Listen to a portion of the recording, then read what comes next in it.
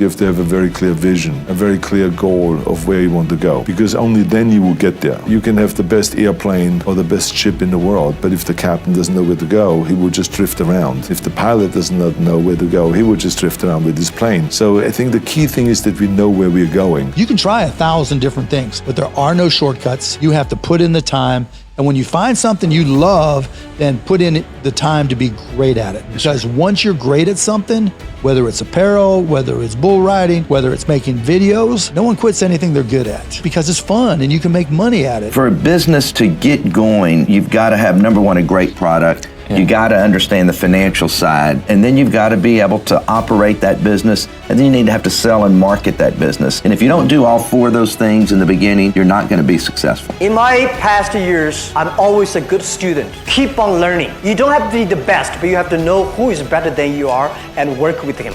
Hey, it's Evan Carmichael, and I watch these videos every day because I need them for motivation. Being around successful entrepreneurs every morning helps me believe that I can do great things too. It's like your morning coffee, but for your goals, kickstarting your day with a blast of positivity. So here is a challenge for you. Try watching one video every morning for the next 30 days. And let's find out together if they help you do great things too. If you're in, leave a hashtag BELIEVE in the comments below so I can celebrate with you. So today, let's get some incredible business motivation in only a couple of hours. Believe. You got to be curious, right? You know, if there's something you had to learn the apparel industry. Yes, sir. How much time did you spend reading and learning and online and going through things and making mistakes? And that's the example, yes, right? Sir. So if you're out there, okay, I want to do this, this, and this, and this. Great. You just got to give it a shot. Yes, sir. There's no perfect approach, but one thing I will tell you, you got to be careful not to fall for all the online traps, like drop shipping. Like, you know, my son, like, look, Dad, look at this. They said you can make all this money. I'm like, Jake, let me just tell you something.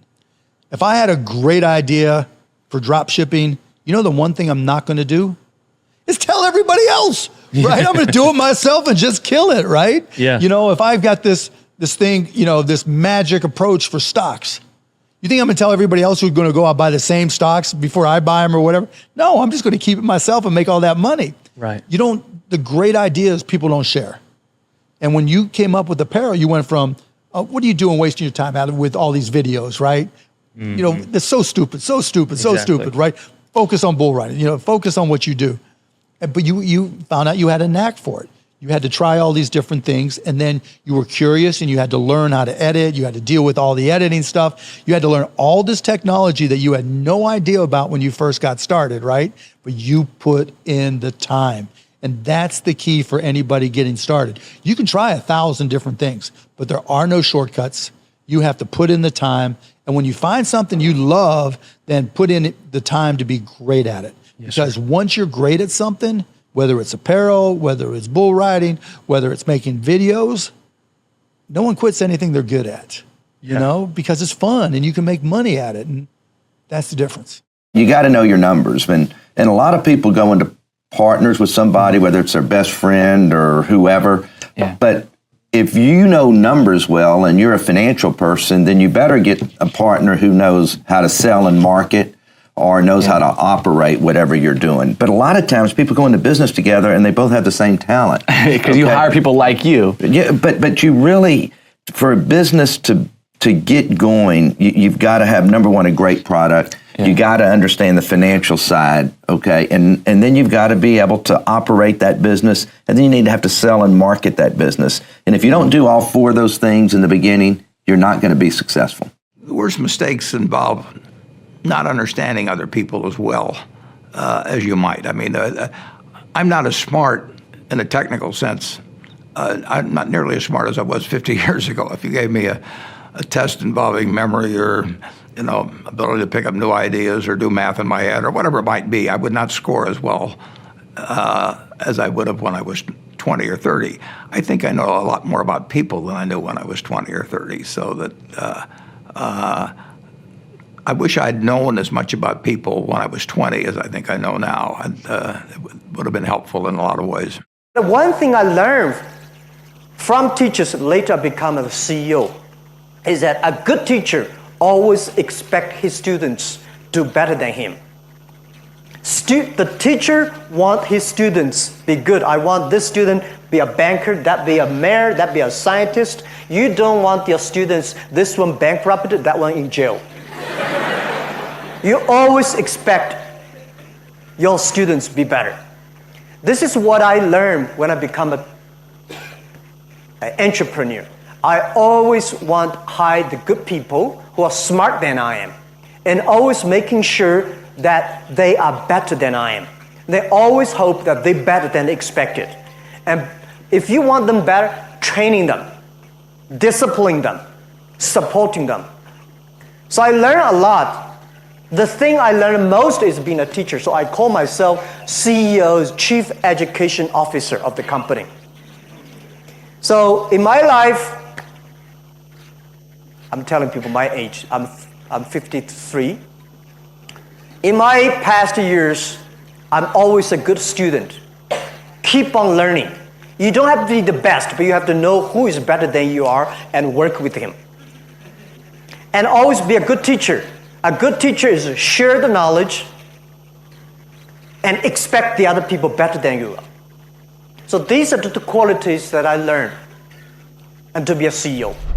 Also, to make sure you're actually taking action after watching this video, I've designed a special free worksheet just for this video. The worksheet will highlight our favorite lessons from the video that will inspire you to remember what you learned today and actually apply them. The worksheet will also give you space to write down what your key takeaways are and your specific plan of action to make sure you're getting results. If you want the worksheet designed specifically for this video, absolutely for free, there's a link in the description below. Go click on it and start building the momentum in your life and your business. I'll see you there. I've always been a student, where I like to read things and learn things. I didn't even want to drop out of Harvard because I loved, going to lots and lots of classes. I audited a lot more than I was signed up for, but I saw it as a unique time. And so I'd say my curiosity about, okay, what is climate? What are the source of emissions? Or for my foundation, why do children in Africa die 40 times the rate as they do in other countries? Wanting to get to the bottom of those things, wanting to meet the people who are measuring those problems and coming up with solutions. And so the ability to organize innovators and think through with them how we could create breakthrough solutions, that's common to my Microsoft work, my foundation work on disease, and now through Breakthrough Energy, the climate work we're doing. I always tell people, sometimes I get, we'll have a good quarterly conference call or something, and Wall Street will like our quarterly results, and people will stop me and say, congratulations on your quarter, and I say, thank you. But what I'm really thinking is, that quarter was baked 3 years ago. Right now, I'm working on a quarter that's going to reveal itself in 2021 sometime. And that's what you need to be doing. You need to be out sort of, 2 or 3 years in advance.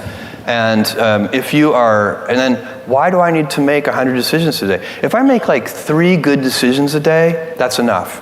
And they should just be as high quality as I can make them. What does it take to, become as successful as you did and do everything that was possible to be done? What does it take? Well, I think that the number one thing is you have to have a very clear vision, a very clear goal of where you want to go.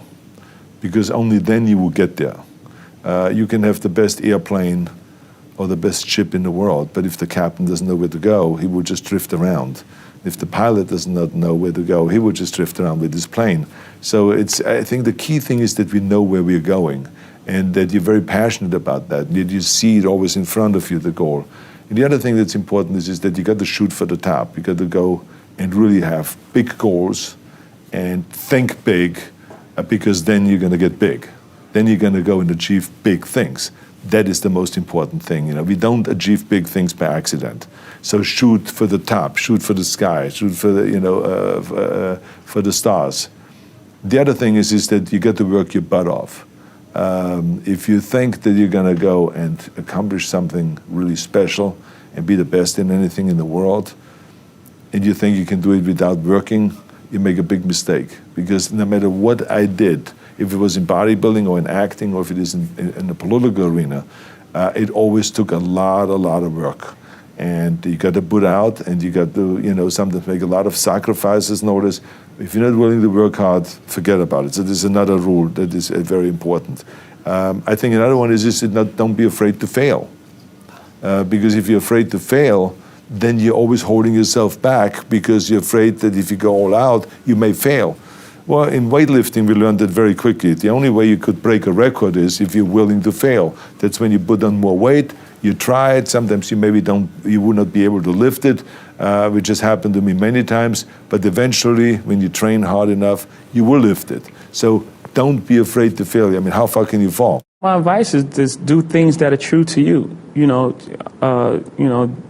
Most things that I'm involved with are extension of being creative. Rockaway is a clothing company. It's part of who you are, and hip hop is your attitude and what you're trying to express, how you dress.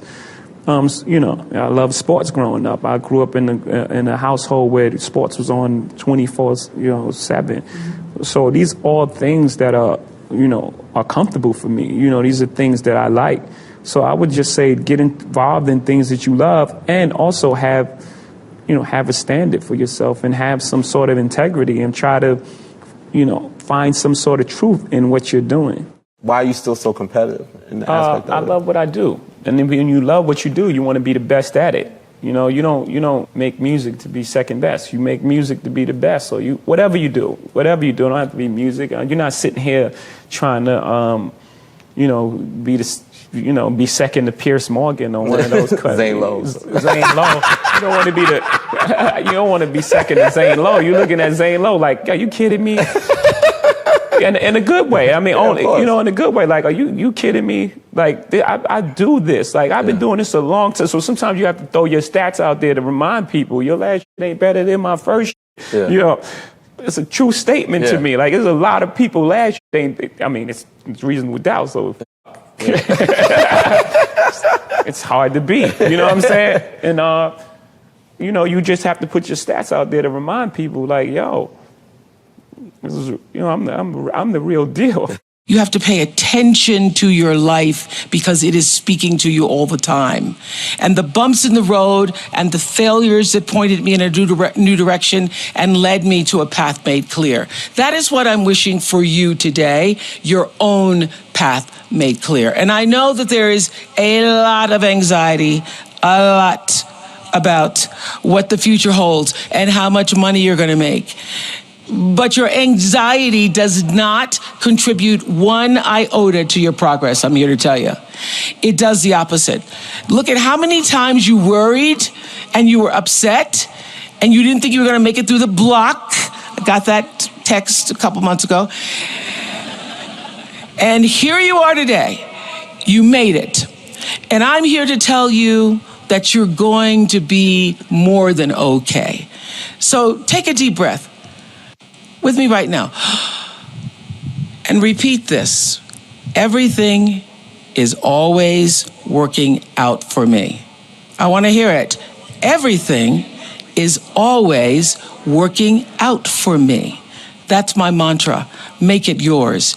Everything is always working out for me because it is, and it has, and it will continue to be as you forge and discover your own path.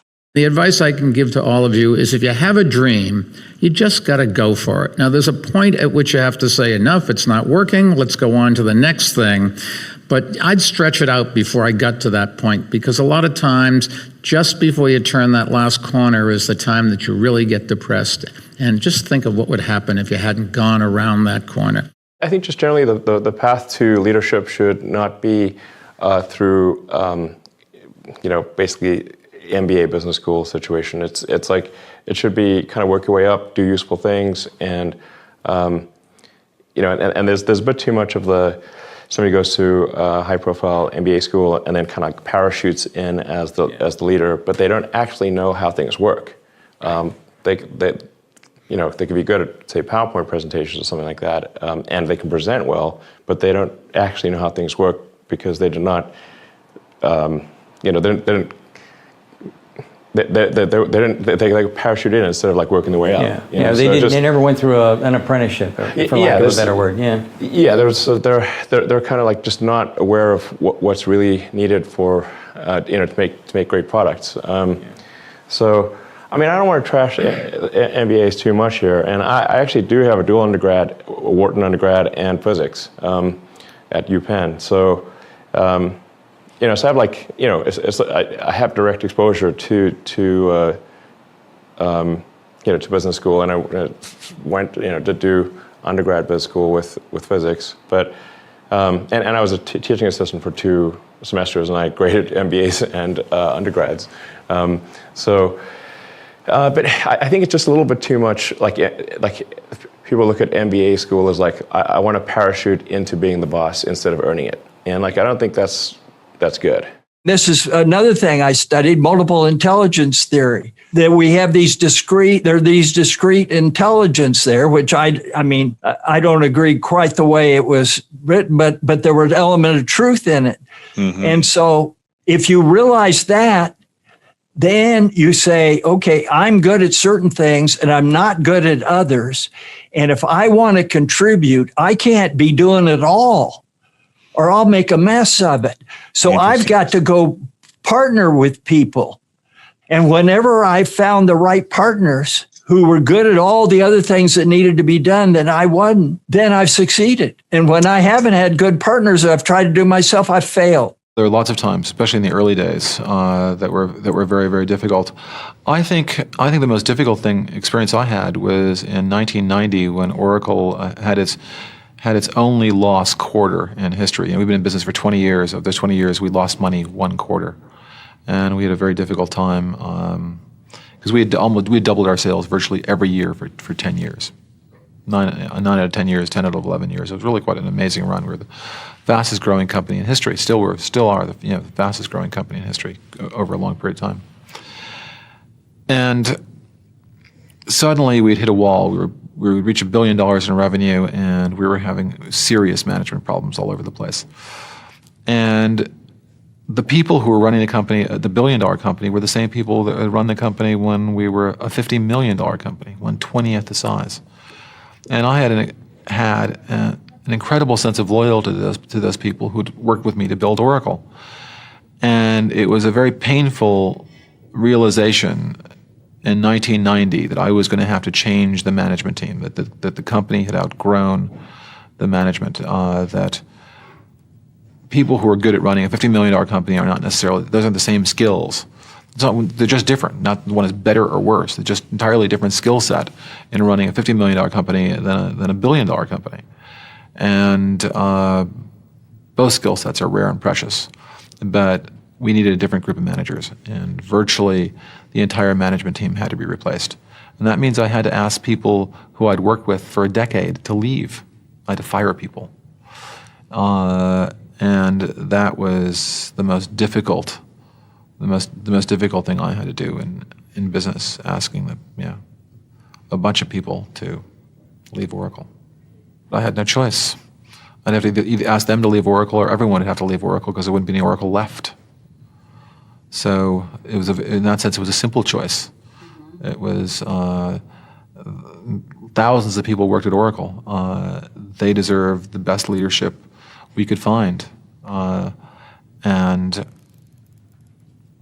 my primary responsibility was to the company and all of the staff, all of our shareholders and all of our customers, and therefore I had to choose. And if I couldn't make that decision, then I had to go. The other thing that we've really found over time at Google, watching at other companies, watching many of you, is the importance of the development cycle and how you really need to be able to churn quickly through things. And because, obviously you're going to have failures. You're going to have the wrong idea. But it's important to fail quickly. There's a Shark Tank company from last season called Mush, right? Cool stuff. It's like this oatmeal that they packaged. It's fresh dried oatmeal that they packaged with a little spoon, and it has to be refrigerated, but you just grab it and go.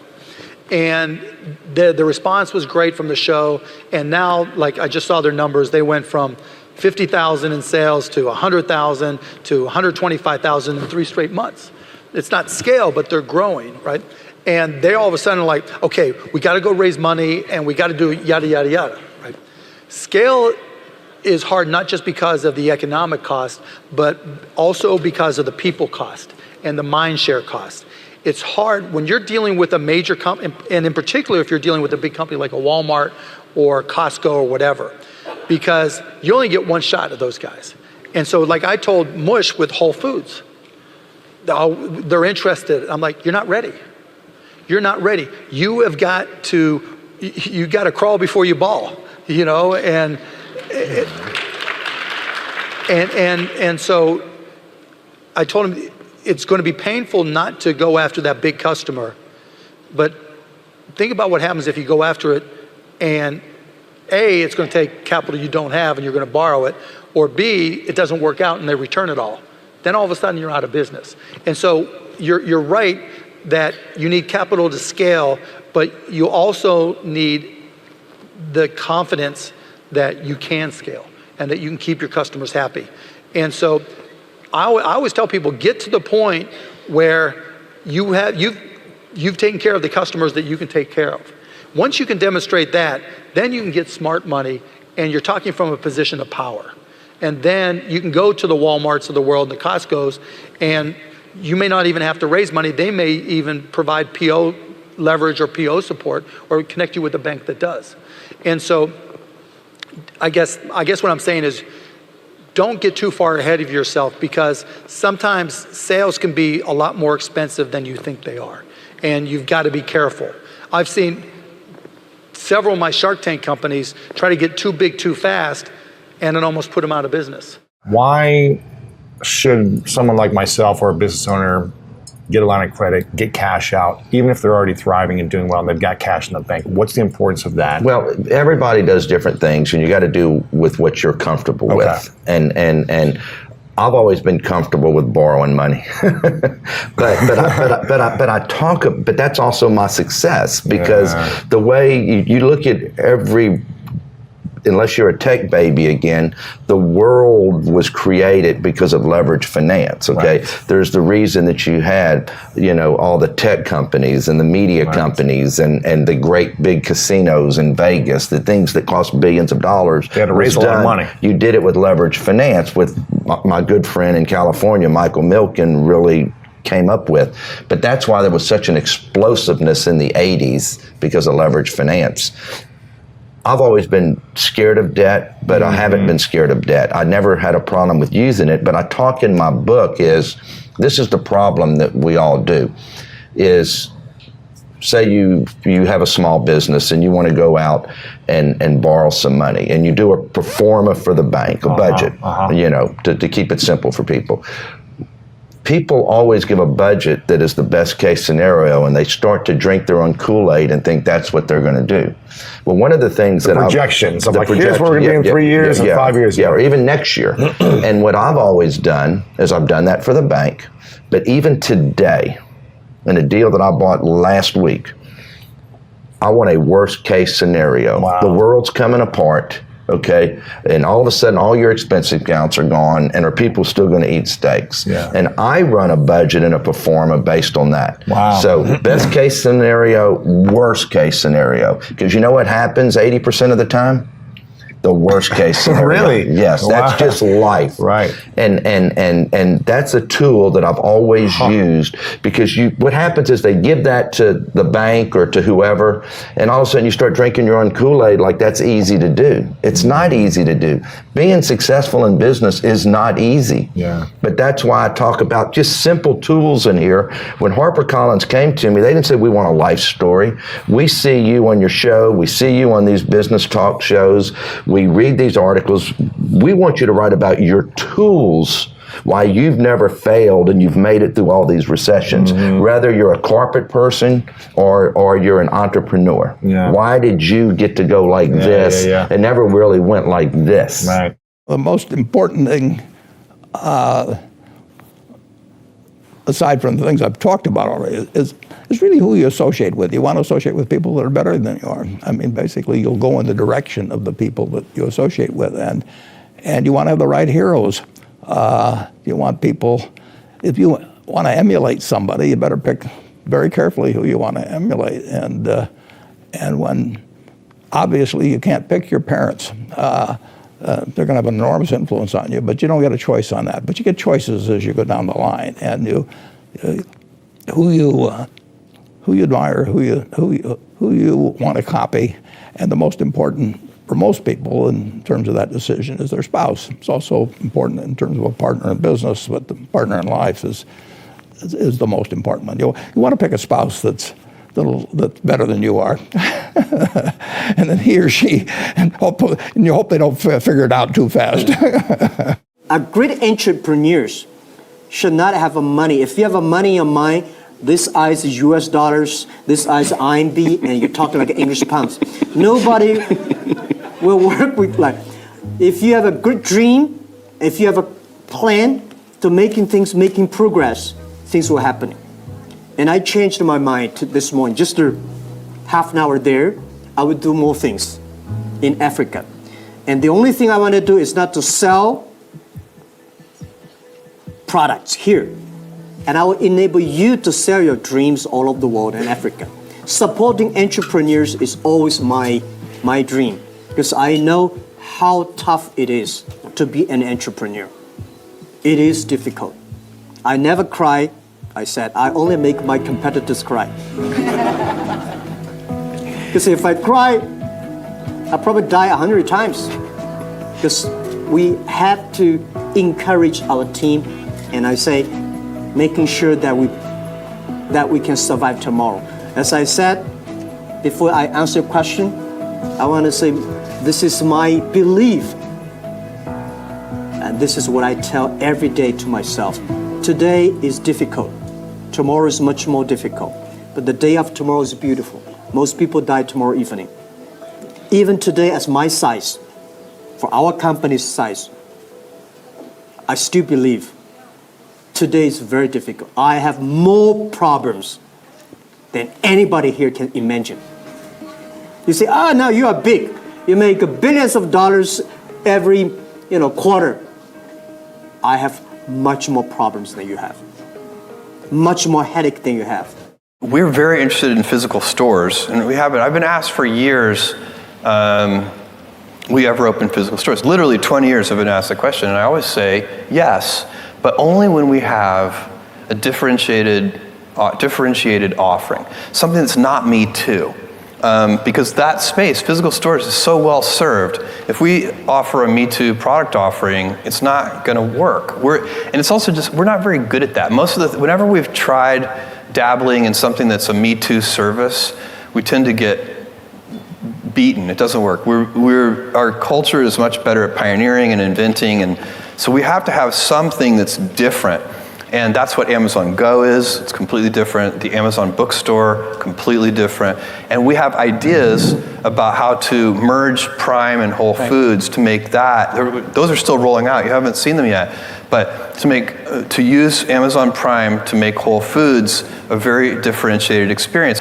And so what we're going to be able to do is take some of our resources, some of our technological know-how, and expand the Whole Foods mission. They have a great mission, which is to bring nourishing food to everybody, organic, nourishing food to everybody. And but we have a lot to bring to that table in terms of resources, but also in terms of operational excellence and in terms of technology know-how. The idea that computers were going to be a change agent, I was lucky enough to meet Paul Allen, and early on we brainstormed about this idea of the chip, and the chip changed the rules. I mean, most things don't get a million times better, not engine efficiency or, most things have theoretical minimums. Computation is something that we're not even close to the theoretical minimum, and yet we've improved so much. So seeing that was going to come, and weirdly, that most people didn't see that was going to come. So, even people at IBM were still thinking in terms of big computers. Now all the software and service-driven companies are worth even more than IBM. When I was growing up, IBM was the monolith, and it was always, okay, are we going to beat them? Are we going to join them? Those bastards. Actually, they were very nice people, but we always thought of them. And they sort of stood for these big computers that only big companies and governments could get the benefit for. So actually, we played off of that to have this power to the people, personal computing type thing. Of course, now we're a big company, and somebody can play off of us. The idea that a young person can start a company here is a super nice thing, because although people at first are skeptical, as soon as they realize their normal model of what I knew and what I could do, that I didn't fit that normal model, then they assumed I knew way more than I did, and I could solve all sorts of problems I had no clue how to solve. But it was nice that people were kind of agog that we had built this company and done these things from a young age. So I think the culture of America, that almost the American dream type success story, worked out. All of those liabilities that they talked about started turning into assets. When they did Conan the Barbarian, the director came to me and he said, if we wouldn't have you, we would have had to build one. And on Terminator, the director said, I couldn't imagine to have anyone play Terminator that wouldn't have an accent and they wouldn't have your body. I cannot imagine the line, I'll be back, with a normal American accent. It works so perfectly that you have this German accent. So all of those things that they say are liabilities became an asset. As moment went on, it grew and grew, and I went from one movie to the next, started making more and more money, and then I ended up being the highest paid actor with $30 million on Terminator 3. Always do the right thing. Always.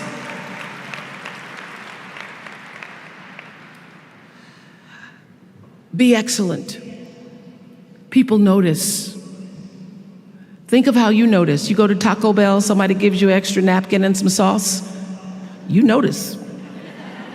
You want to go back to that person, because even at Taco Bell, excellence shows itself. Be excellent. Let excellence be your brand. Everybody talks about building a brand. I never even knew what that was. When people would say, you're a brand, I would say, no, I'm just Oprah. What I recognize now is that my choice to, in every way, in every example, in every experience, to do the right thing and the excellent thing is what has created the brand. Years ago, I did an ad for Revlon for an ad they were doing called Unforgettable Women. And what I know is that when you are excellent, you become unforgettable. People remember you, you stand out. Regardless of what it is, you become an unforgettable woman. And that is what we all want. We want to be unforgettable and not forgettable. So doing the right thing, even when nobody knows you're doing the right thing, will always bring the right thing to you. I promise you that. Why? Because the third law of motion is always at work. For every action, there's an equal and opposite reaction. That is so true in all of our lives. That's what Newton said. Celia in The Color Purple said it. Everything you even try to do to me, already done to you. Everything you even try to do to me, already done to you. So you don't have to worry about revenge or getting back at somebody, making sure they pay. You just have to do the right thing, and the right thing will follow you even when people don't support it. The group of people that do not use quality in their marketing are the Japanese. You never see them using quality in their marketing. It's only the American companies that do. And yet, if you ask people on the street which products have the best reputation for quality, they will tell you the Japanese products. Now, why is that? How could that be? The answer is because customers don't form their opinions on quality from marketing. They don't form their opinions on quality from who won the Deming Award or who won the Baldrige Award. They form their opinions on quality from their own experience with the products or the services. And so one can spend enormous amounts of money on quality. One can win every quality award there is, and yet if your products don't live up to it, customers will not keep that opinion for long in their minds. And so I think where we have to start is with our products and our services, not with our marketing department. And we need to get back to the basics and go improve our products and services. Now again, quality isn't just the product or the service, it's having the right product. You know, knowing where the market's going and having the most innovative products is just as much a part of quality as the quality of the construction of the product when you have it. And I think what we're seeing is the quality leaders of today have integrated that quality technology well beyond their manufacturing, now going well into their sales and marketing and out as far as they can to touch the customer, and trying to create super efficient processes back from the customer all the way through to the delivery of the end product so that they can have the most innovative products, understand the customer needs fastest, et cetera, et cetera. There's never been a day that I haven't looked forward to going into work, even the days I knew I was going to get beaten up, even the day I knew I was going to get fired. I'd never been fired before. I wonder what it's like. Okay, let's go find out. Yeah. And I've never looked back. I find it fascinating. People spend, and we're doing this in this country, we're spending all our time trying to blame people and figure out why we got to where we are now, rather than focusing on how you get out of where we are now and make it better. And successful people look to the future, and unsuccessful people look to the back, look behind them. I had a lot of friends of mine try to talk me out of starting a rocket company because they thought it was crazy, and one friend of mine made me watch a video of rockets blowing up. And you know, there were just lots of people that thought it was a really crazy idea, and there was some people that had tried to start rocket companies, not succeeded, and they tried to talk me out of it. And but the thing is that the premise for talking me out of it was, well, we think you're going to lose the money that you invest. I was like, well, that was my expectation anyway, so I don't really mind if I lose. You know, I mean, I might, but I mean, it's not like I was trying to figure out the rank ordered best way to invest money, and on that basis, you know, chose space. Right. It's not like that's. You know, I thought, wow. You weren't looking at like money market bonds, AAA bonds, exactly. rocket company. Like, you weren't like do real estate. Yeah, you know, invest in shoemaking, anything. And whoa, space is highest ROI. That is not what that wasn't the premise. I just thought that it was important that humanity expand beyond Earth, and we weren't doing that. So maybe there was something I could do to kind of spur that on. What does it mean to kind of set your employees free to figure out what to do? The first job of every supervisor is to enable their reports, their employees to self-actualize. And what that means is to work with employees to find what gifts they have, what they'll be passionate about, and then rather than stick them in a role, most of which they aren't good at, design the roles to fit the capabilities of the employees, and then give them the tools. And with the technology today, for example, we've invested in nearly $30 billion in technology within the last decade. And we use this technology not to control our employees, but to empower them. Throughout my 20s, I continued experimenting, trying different things, racing bikes and boats and constantly changing jobs. It didn't take me long to discover that the most interesting and rewarding programming jobs were found at a cluster of companies located south of Stanford University and north of San Jose. Silicon Valley was in its infancy. I was still in my 20s when I went to work for my first Silicon Valley startup, Amdahl, where we developed the world's fastest mainframe computer, faster than anything IBM had. Next stop was Ampex, where we built the world's largest digital data storage system. Then on to Precision Instruments, where we built an even larger data storage system, this time using lasers. I was the vice president in charge of software development. It was all very cutting edge and challenging and cool. I liked my work most of the time, but I didn't love it. I searched and I searched, but I just could not find a software engineering job that I loved as much as I loved sailing. So I tried to create one. I put together a plan to start my own company. That way I could completely control my work environment. I would hire the most talented programmers I knew, and we would all work together on the most interesting and challenging software projects. My goal was to create the perfect job for me, a job I truly loved. I never expected the company to grow beyond 50 people. As a child, I had an accent. I came to the U.S. at the age of 6, and so I was teased and stuff in elementary school, and I don't regard myself as being really popular going through school.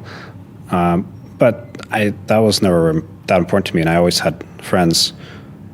I think if anything, I feel like I've gotten a gift by being in the States rather than growing up in Russia, and I know the hard times that my parents went through there, and I'm very thankful that I was brought to the States, and I think it just makes me appreciate my life much more.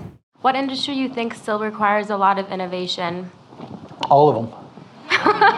Seriously. I mean, look, one of my dad's favorite sayings was, you don't live in the world you were born into.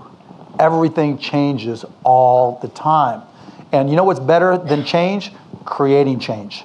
And so whenever I see something that's done the way it's always been done, like when I got to the NBA, my whole goal is just to F things up, right? Because everything was done the exact same way. They thought they were in the business of basketball. For 50 years, they thought they were in the basketball business. No. When you go to a basketball game, you don't remember the jump shots, the dunks. You remember who you were with, the fun you had. It's one of the few industries where that ball is in the air at the end of a game. Everybody holds their breath. And if it goes in, you're hugging people you've never seen before. So you can take any industry and look at the way things have been done and try to come up and innovate. And like I said, with just the nature of capitalism right now, and all the changes that are required, every industry needs change. And there's a unique opportunity that I don't think any generation's ever seen. I know there's a paddle for everybody's ass, and I talk about it in the book, and I think that's probably what I could give everybody out there who's ever made a few dollars. You better watch for it. Even today, and I came out yesterday, was number 140 on the Forbes list, 4.9 billion. I still get up every day and worry if that paddle is going to get my ass. Wow. Okay, and the day you stop worrying and you just spin freely, the paddle's going to get you, because you don't know what's going to happen. Is our government going to change to a socialist government? Is all of a sudden somebody going to come out and the millennials say we're never going to eat meat again? Right. You just don't know. But we've seen some crazy things happen in our world and during my lifetime, and in your lifetime already. Yeah. So remember, I'm the one who grew up and you had one telephone in the house, and if you wanted to talk to your friends, you went to that telephone, and it was just a different world. It was just a different world. Everything you do learn is cumulative. That doesn't mean that industries stay good forever or businesses stay good forever, but learning to think about business models. What I learned at 20 is useful to me now. What I learned at 25 is useful to me now. And so it's not a field that changes dramatically in terms of the underlying principles. It's like physics. There's underlying principles. Now they're doing all kinds of things with physics they weren't doing 50 years ago. But if you got the principles, if you know what makes a good business, if you know what makes a good manager, if you know what makes a good product, and you learn that in one business, there is some transference to other businesses as you go along, and you learn what things you're not going to understand. Knowing what to leave out is just as important as knowing what to focus on. And I don't think I can win every game. Somebody said, how do you beat Bobby Fischer? You play him any game except chess. So I don't play Bobby Fischer chess. And there's a lot of value to learning that over time, and learning what you're good at and what you're not good at. I think one of the things I want to share with the values, the 6 values, among the 2 values, very unique in Alibaba, which I think the whole world should think about. We put customer number 1, employee number 2, shareholder number 3. Most companies in Wall Street, they put the shareholder number one. I said, customer is the most important. If you serve them well, they pay you the money. And the second important is colleagues. Why the colleagues get together? Because they want to serve the customers. If they do not serve the customers, why we get together? Right? So if the customer happy, in price happy, the shareholders will be happy. You really have to believe the internet's going to be mainstream. A lot of people are going to get out there and use it, and that they're going to be willing to pay for some content. Is that the operating idea that you have? Well, each of these businesses is an entrepreneurial business. The overreaching theme is that, yes, I believe in the internet. I believe it'll get increasingly popular, and we're doing some neat new things to take advantage of that. You've got a lot of cash on hand, yes? Right. All right. It puts you in an enviable position. You can experiment with a lot of entrepreneurial ideas and see what sticks and what flies. Well, we're in business to make money. But the other thing is providing such a cash flow for you. Well, it all belongs to the shareholders. Yeah. We're not dilettantes. No, I know. We are business people. And it is true that if you find an idea that requires 3 or 4 years of improvement and patience and really sticking with it, that we're very good at that. Take Windows, which we bet our company on. Everybody doubted that would succeed. IBM did not support us in that. It took longer than we expected, over 4 years before finally graphical interface got popular, and now people take it for granted. It's part of every personal computer, and you just expect it to be there. That was one of the grand successes of the company. In the same way, we're betting on the internet, that our tools there will be popular, and that a few of these content plays that we've decided to get involved in, that the scale and the users will make those into great businesses. We would be very naive to believe that we're not going to be criticized. I mean, that's just part of the terrain. You have to accept that. One that I tell people is, if you're going to do anything new or innovative, you have to be willing to be misunderstood. If you can't afford to be misunderstood, then for goodness sake, don't do anything new or innovative. Anything and everything can be done if you can visualize it and if you believe in yourself. It was the same thing again when I ran for governor. You can imagine when I went on the Tonight Show and I announced that I'm going to run for governor of the great state of California. People came to me afterwards and said, "You're crazy. You don't announce something like this on the Tonight Show. You have an official press conference at the state capitol. Plus, you don't start with governorship. You start first with mayor or with state senator." And I said, "I don't want to be senator. I don't want to be mayor. I want to be governor. Don't you understand that?" Well, the rest is history. I won in 2003, and I won also in 2006. Let me tell you, you're going to find the naysayers in every turn that you make. Don't listen. Just visualize your goal, know exactly where you want to go. Trust yourself. Get out there and work like hell, and break some of the rules, and never, ever be afraid of failure. What's the sense of being successful, if you can't still be yourself? I thought the worst thing was to be successful is to be successful as someone else, and that's just the same thing, just a bit later on. To be successful, it's imagine, like CB4, right? And you had the biggest hit of your record, but that's not really you. That's like now you're really a prisoner because you have to live like that every day, and imagine being that. Imagine putting the image out there that's not really you, and then it being really successful. Yeah. Then you have to live up to that every day. Yeah. That's and I never wanted to be that, and I certainly don't want to be the guy who gets successful and then just pulls away and just, I can't go out, I can't have a bite to eat, I can't, walk to the store, I can't. Nah, that's not going to happen. I'm not going to allow that to happen. Why do you think you're built for it, that you can handle it, the good and the bad that comes with it? First of all, I'm always I'm constantly curious and always trying to evolve as a human being, right? That's one thing, trying to learn myself and learn my faults and learn the things I don't like and learn, whatever insecurities that we have as human beings. Like, that's one. And two, I'm just like a real person. I've always been I came into this music business at 26 years old. I was a fully developed man at that point. And I had lived so much life and been through so much, you know, at that age that I didn't have anything to prove. I didn't have anything to prove. I knew exactly who I was. I didn't have to go in a club and be the toughest guy there. I could be like, hey, man, pardon me, I stepped on your foot, man. I don't feel no way about that if I'm in the wrong, right? Yeah. And, you know, just being a real person, you know. A lot of mistakes come out of, you know, ego and pride and foolish ego and trying to overcompensate. You know, it's just like walk around like, who walks around like that? Like, you're overcompensating for some sort of insecurities, right? Yeah. I'm here to tell you that you actually do get to transform the world every day by your actions. Small steps lead to big accomplishments.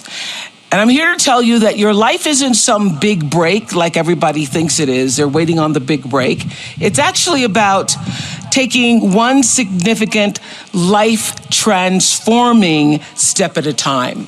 So you can pick a problem, literally any problem. The list is long because there's gun violence and economic inequality, and there's media bias, and the homeless need opportunity, and the addicted need treatment, and the dreamers need protection. The prison system needs to be reformed. The social safety net needs saving. Misogyny needs to stop. And the truth is, you cannot fix everything. But what you can do here and now is make a decision, because life is about decisions. And the decision is that you will use your life in service. You will be in service to life, and you will speak up, you will show up, you will stand up, you will sit in, you will volunteer, you will vote, you will shout out, you will help, you will lend a hand, you will offer your talent and your kindness however you can, and you will radically transform whatever moment you're in, which leads to bigger moments. One of the hardest things when you're trying to affect change is that people like this gentleman are right in some areas. I'm sure that there are some things OpenDoc does, probably even more that I'm not familiar with, that nothing else out there does. And I'm sure that you can make some demos, maybe a small commercial app that demonstrates those things. The hardest thing is, how does that fit in to a cohesive, larger vision that's going to allow you to sell $8 billion, $10 billion of product a year? And one of the things I've always found is that you've got to start with the customer experience and work backwards to the technology. You can't start with the technology and try to figure out where you're going to try to sell it. And I've made this mistake probably more than anybody else in this room. And I've got the scar tissue to prove it. And I know that it's the case. And as we have tried to come up with a strategy and a vision for Apple, it started with what incredible benefits can we give to the customer? Where can we take the customer? Not starting with, let's sit down with the engineers and figure out what awesome technology we have, and then how are we going to market that? And I think that's the right path to take. When you give money, how do you measure success? Well, number one, not everything's going to work quickly, so you have to have some patience. Number two, if you do something in the scientific world and it turns out to be a failure, that in some sense is a success because you don't have to go down that path again. Unfortunately, in the world I came from, you're labeled a failure and it's all over the wasted press. your money. Right. Yep. That's not the case the way science works. And so knowing what you're doing, measuring it, and there are a lot of people around who are trying to apply metrics. In some cases you can, in some cases you just have to do it on faith. I know down the road this is going to help, and I'm willing to make that bet.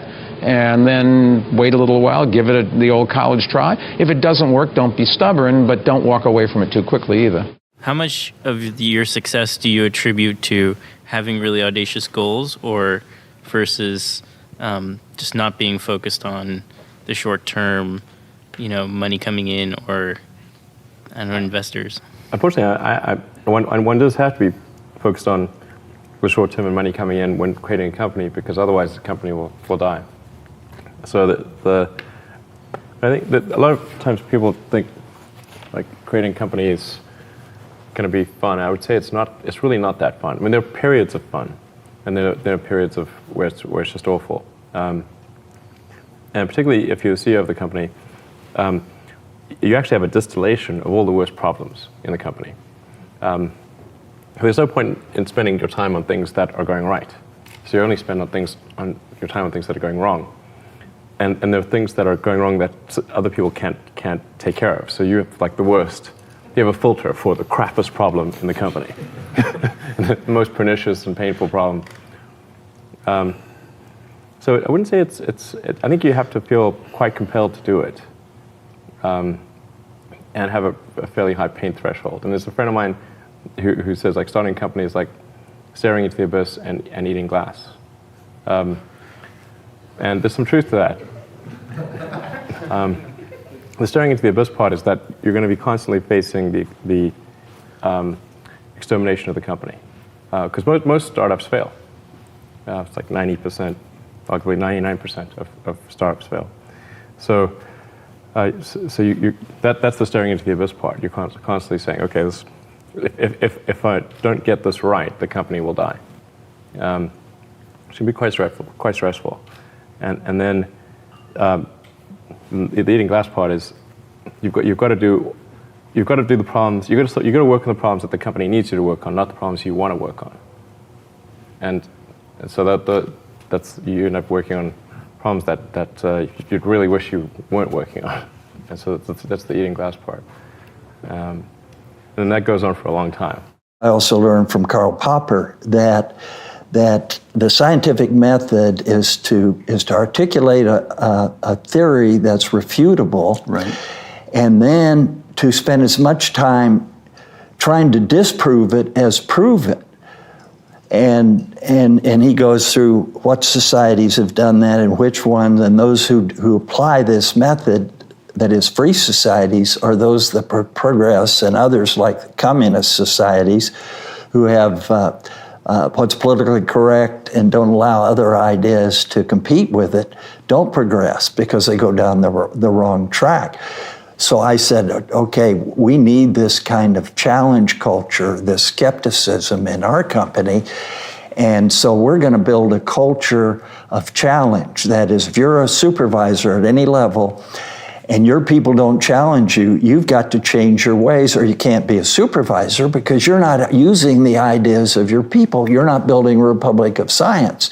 And if you're an employee and you don't challenge your supervisor, then you're not doing your job. Why don't we get another computer or a robot or something to do it, because you're not using your brain. Can you take me back and tell me how you've done this, Larry? You're the godfather of technology. You founded this company. You're still thriving. You're still coming up with all these innovation things. And I could see how passionate you are. You're beating everybody. And you came from such humble beginnings, grew up on the south side of Chicago, dropped out of college. Now you have collections of cars, jets, private homes, owning the island of Lanai. Tell me how you did it. Well, I think my favorite line is I had all the disadvantages necessary for success. You know, when you're raised on the south side of Chicago, you probably want to move someplace nicer. And I think if it doesn't kill you, it makes you stronger. So I've always been very ambitious. I've always been very curious. moved to Silicon Valley right after I dropped out of college. Got a job as a computer programmer. I learned how to program when I was in college, and I got a job as a computer programmer and bummed around Yosemite Valley teaching rock climbing and leading river trips during my early 20s. But the way I supported myself was as a computer programmer. And I got involved with more and more interesting and complicated computer projects and decided to start my own company. Larry and Sergey almost got acquired. Can you tell us a little bit about this? And I always wonder how the world might be different if that had in fact happened. We had developed this technology we called PageRank. Sadly, not WinRank. But anyway, it probably would have sold better that way. But we had developed this technology that we found was useful for search. It by itself wasn't really a complete search engine. What we had kind of just search titles of web pages and ranked them quite well. But we showed it to a bunch of the existing search companies back then. Some of you might remember them, InfoSeek, Excite, Lycos. Probably the greatest interest came from Excite, and actually came from Vinod. You were the investor in Excite. And we spent a while talking to them, talking to you, Vinod. Yeah. You remember that. In the end, I don't think the management team there was quite as excited about it, no pun intended.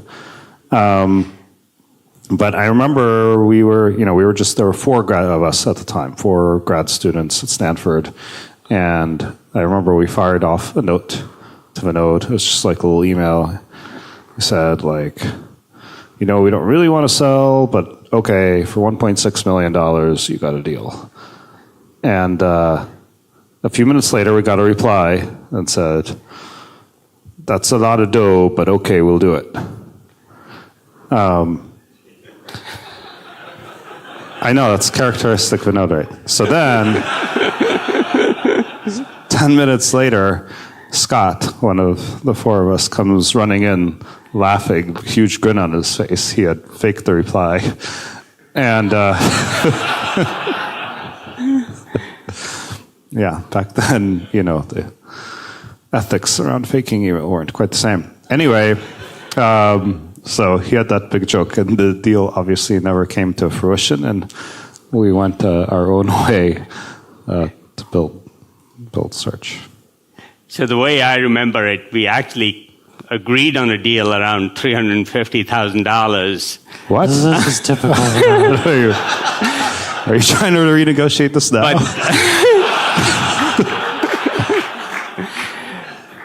$350,000. But I had a hard time getting the management team to agree that they should acquire Google. I think he's saying that they were having a hard time going to 350 and we were having a hard time changing our number. Yeah, they felt they didn't need it. But, I start here for one very simple reason. There are many, many instances where things could have gone either way. And I'm really glad they didn't acquire, because the world might have been a very, very different place. Looking back in retrospect, I feel like it would have been really, really sad if, in fact, Larry and Sergey had sold the company and not pursued the vision and changed the world the way they have. So It's actually kind of an interesting story, because the reason we didn't sell it is not so much the money. I mean, I don't know, we were grad students, eating burritos or whatever. So $1 million was a fair amount. The reason I think we really didn't sell the company was that we talked to all the search companies at the time, and they just weren't interested in what we were doing. And it was obviously didn't want to buy this company that didn't really have anything without the people. So they wanted us, but we were well, why are we going to work at this place that doesn't believe in search? It's not going to cause anything good to happen. So I think ultimately we didn't sell for that reason, just that they weren't interested in it, which is the same reason they whatever, had trouble getting to $1 million, which I guess at the time was a lot of money. But I think ultimately for me, it was just about wanting to actually, search seemed pretty important. It was about actually wanting to do something in that area. And it didn't seem like that was going to happen in these organizations. You almost have to have that drive. Like, in other words, you can't fake it. You can't pretend that you want to read about Ted Turner and, okay, I'll skip one movie. Well, it has to be in your soul. Yeah, I mean, you can fake it too, make it in a lot of areas, particularly if you're working for somebody else. But at the end of the day, if you're going to be great at something, you've got to make the effort to be great at something. Whether it's sports, whether it's physics, math, science, business, whatever it may be, it's not just a natural skill. You've got to learn, and particularly if you're in the technology industry, because it changes every day. When I got started, and after I was a bartender when I first came to Dallas, got into the PC industry, got fired, started my own company, but I learned early on that there was always something new, and most people didn't put in the time to learn it. It's like now with artificial intelligence. Lots of people talk about artificial intelligence. Lots of people talk about machine learning and neural networks. Not a lot of people are putting in the time to take classes or do the tutorials or to learn how to apply it to business, and that's what it takes. And that's just something I've always enjoyed. So I've been fortunate at that. I always wanted to succeed. I wish I wouldn't have dropped out of college because I was making money, because I only had like 32 hours to go.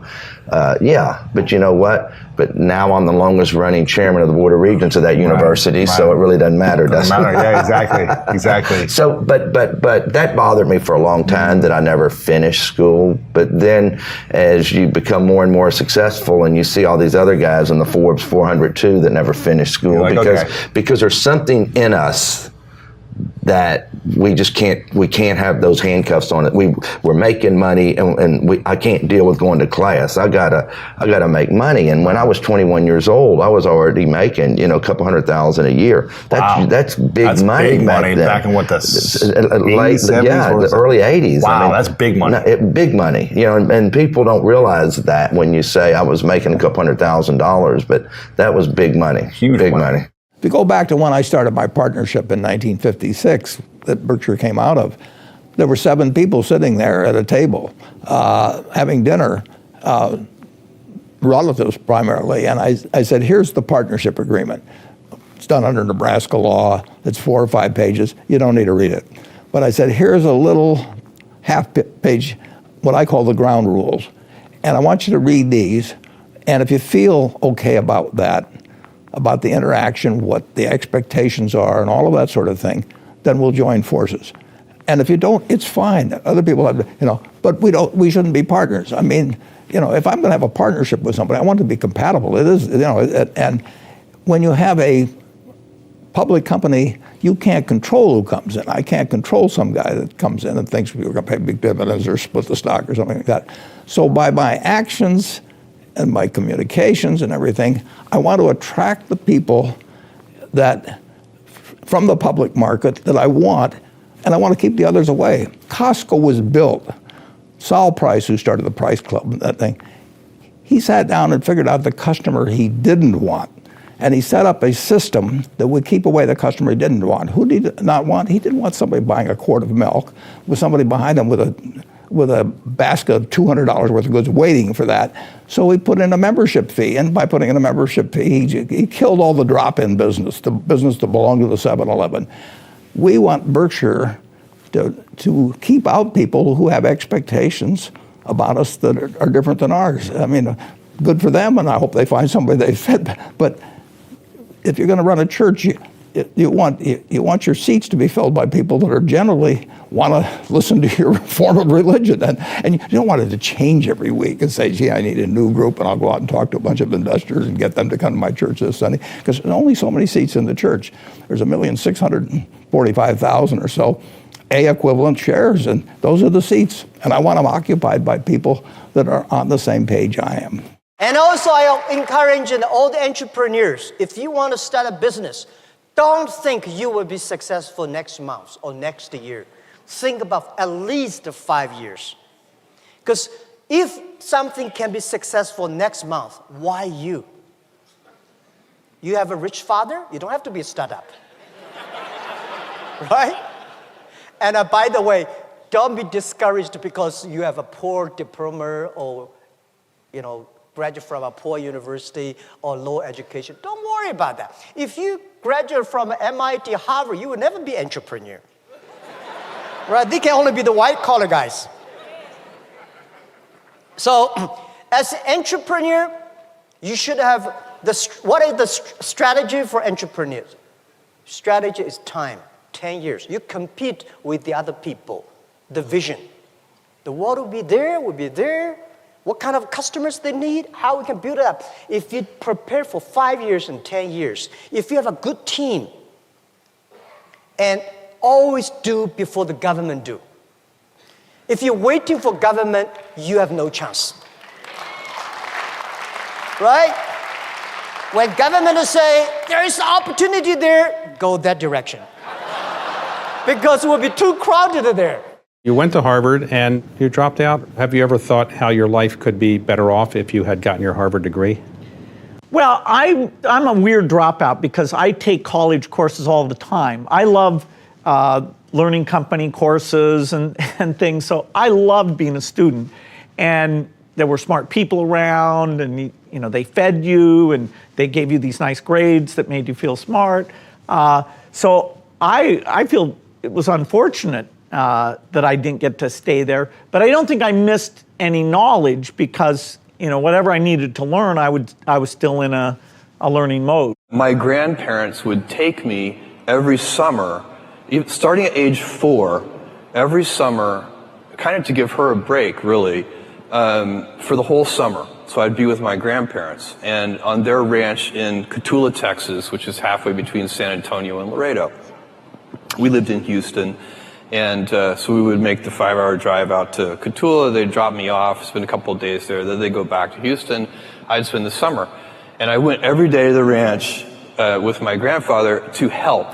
Now, a 4-year-old boy on a ranch in South Texas is not a lot of help. But I didn't know that. I thought I was helping. And then by the time I was 16, I actually was helping. So I have, I can suture up a prolapsed cow. I can fix windmills. My grandfather was so resourceful and that he made his own veterinary needles. He would take a little piece of wire and pound it flat with like a oxyacetylene torch and then drill a little hole through it. And then we did all of our own veterinary work. Some of the cattle even survived. And, so we had great fun out there. We built barns and welded things, and he bought a D6 Caterpillar bulldozer used. It was like 1955 model year for $5,000. It was completely broken. The gears were stripped, and then we spent a whole summer repairing that. And the first thing we had to do to repair it was build a crane to take the gears out of the transmission. And so, what I learned from watching him was just how resourceful he was. He didn't ever call a repairman. He figured it out. When I used to do seminars on how to become a champion, I would always ask people, why do you want to be a champion? Or what do you want to accomplish? Why are you training? And they will, if a guy will get up and he would say, well, I want to train because I think that if I get muscular, and, I feel like I'm getting the kind of definition, then I maybe can enter a bodybuilding competition. I said, sit down. I said, if you think this way, you're going to be a loser. You're never going to make it because there's no maybe. You got to get up and say, I want to be a champion. And I do whatever it takes. The amount of hours it takes, the posing, the this, the that. The visualization, looking at training footage, looking at motivational books, reading this, whatever it takes, I would do. That's the answer I want to hear from you. You can detect right away those that are going to be shaky and that will fall behind and they will not go all the way, and those that are very hungry. And that hunger you have to develop because you have to create a goal for yourself, whatever that may be, a short-term goal and a long-term goal, and you got to go after that. And if you do not see it, and if you do not believe it, who else will? Our job is to find that genius level talent and then to apply it in a way that supports that genius level talent. Quick example is a guy named Earl Manigault who was said to be way better than Michael Jordan, but he didn't make the lead. He was selling drugs. He got caught up in drugs. His circumstances got in the way. So you have to define your genius level talent. Then you have to believe on it. Then you have to believe in it so hard because people will put their insecurities on you. Like when I was young, I went to my uncle and I had my demo tape, my first demo. I was really happy about it. I played it for him. I was like wide-eyed. I'm like, it went off. The first thing he didn't say, keep up the good work. He was like, man, you ain't gonna never be better than LL Cool J. I know he loved me. I forgive him for it, but I think that something must have happened to him when he was trying to pursue his dreams and it didn't work out for him. So he was putting that on me. So you have to, even people that are close to you and love you, you have to have so much belief in this genius level talent that no matter what anyone says to you, you have to have this focus. So you have to find it. Yes! Then you have to believe in it. Then you can't let nobody put their insecurities on you. Hell yeah! Then you have to work. What I learned, going to a beauty salon and asking them after the news director had told me that my hair was too thick and my eyes were too far apart and I needed a makeover. And sitting in a beauty salon, in a French beauty salon, allowing them to put a French perm on my black hair and having the perm burn through my cerebral cortex and not being the woman that I am now, so not having the courage to say, this is burning me. And coming out a week later bald and having to go on the air. You learn a lot about yourself when you're black and a woman and bald and trying to be an anchor woman. You learn you're not Diana Ross and that you're not Barbara Walters trying to be. I was at the time. I had a lot of lessons. I remember going on the air many times and not reading my copy ahead of time. And I was on the air one night and ran across the word B-A-R-B-A-D-O-S. That may be Barbados to you, but it was Barbados to me that night. And telling the story as an anchor woman about a vote in Absentia, California. I thought it was located near San Francisco. And one of the worst, this is when I broke out of my Barbara shell, because I'm sitting there crossing my legs, trying to talk like Barbara, be like Barbara. And I was reading a story about someone with a blaze attitude, which, if I had gone to Wellesley, I would have known it was blasé. And I started to laugh at myself on the air and broke through my Barbara shell. And had decided on that day that laughing was okay, even though Barbara hadn't at that time.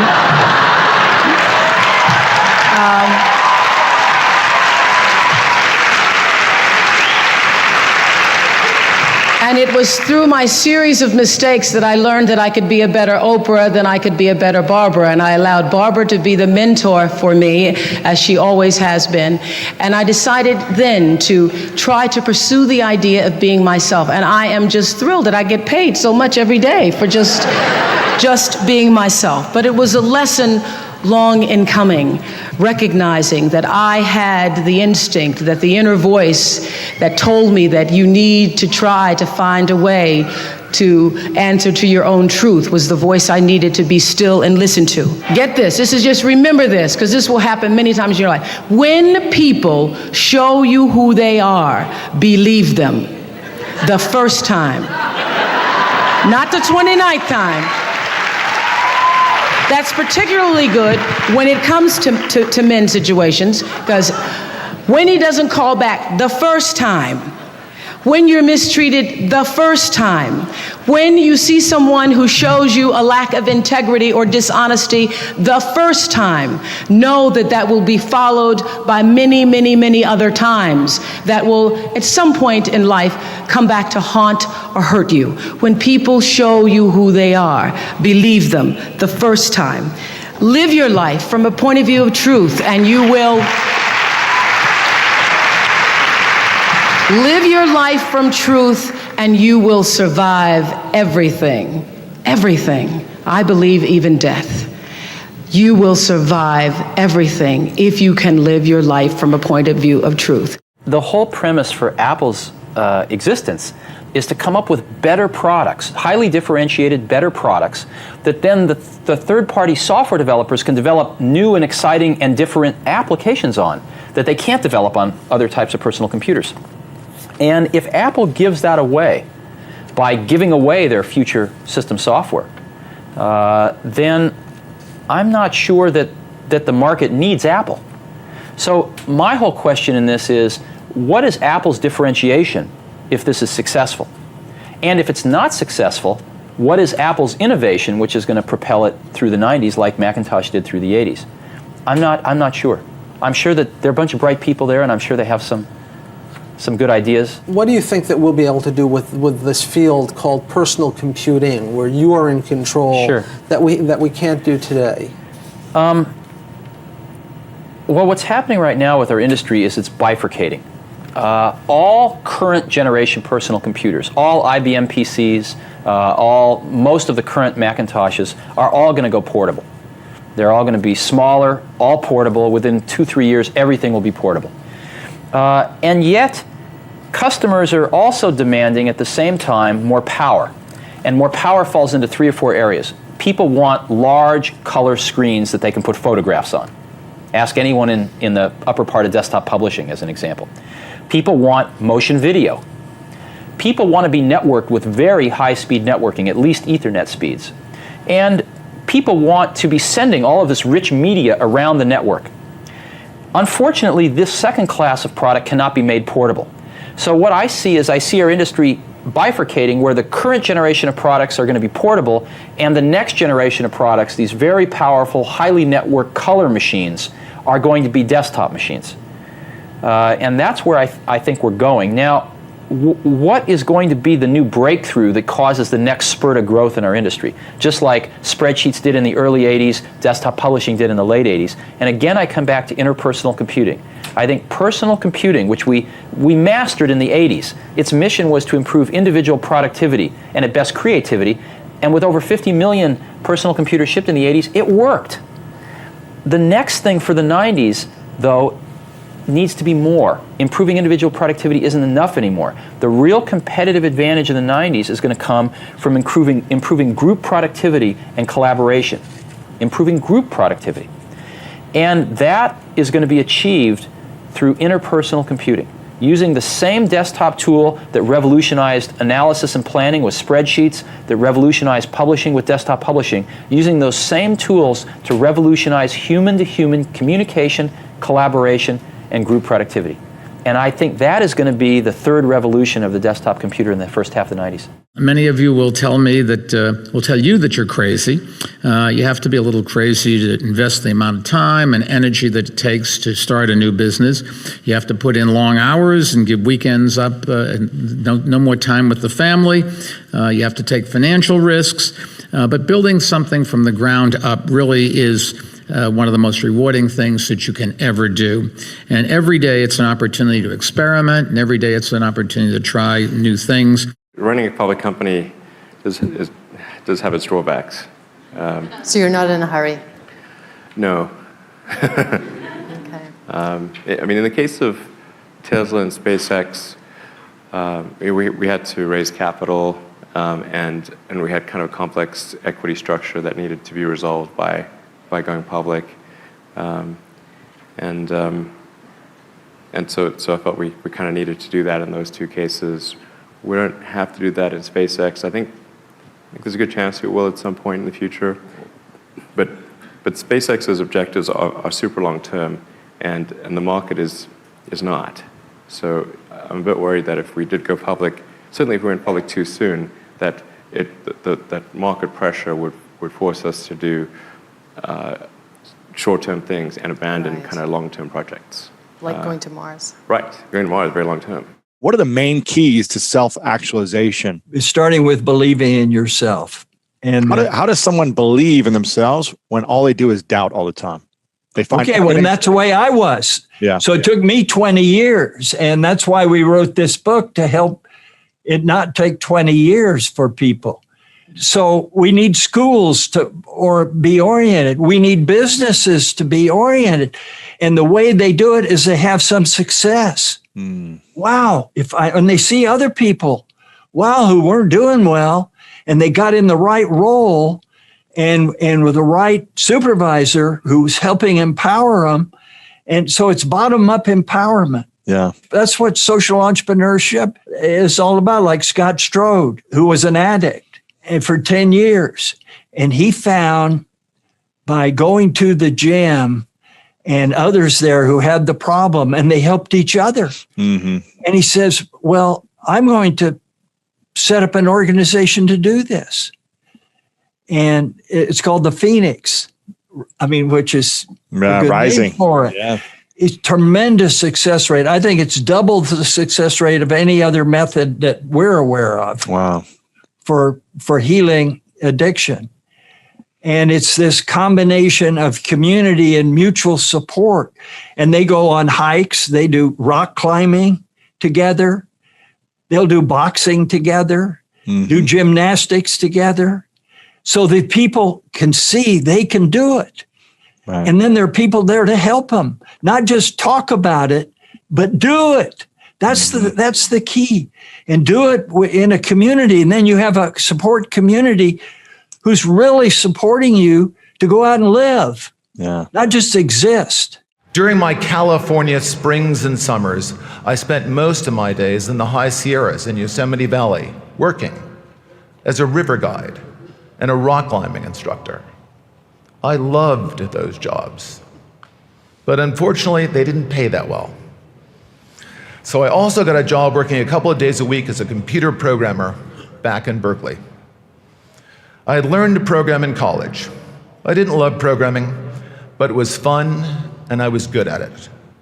And computer programming gave me the same kind of satisfaction as solving math problems and playing chess, both things I enjoyed before I became a confused teenager. At this point in my life, I thought I was making real progress on my journey of self-discovery. I had found a cause. I had a couple of jobs that I loved, and one that was fun and paid the bills. I was pretty happy with my life. My wife was not. What she saw was a college dropout who spent too much time in the mountains doing foolish things. She wanted me to work full-time as a computer programmer or go back to college and finish my degree.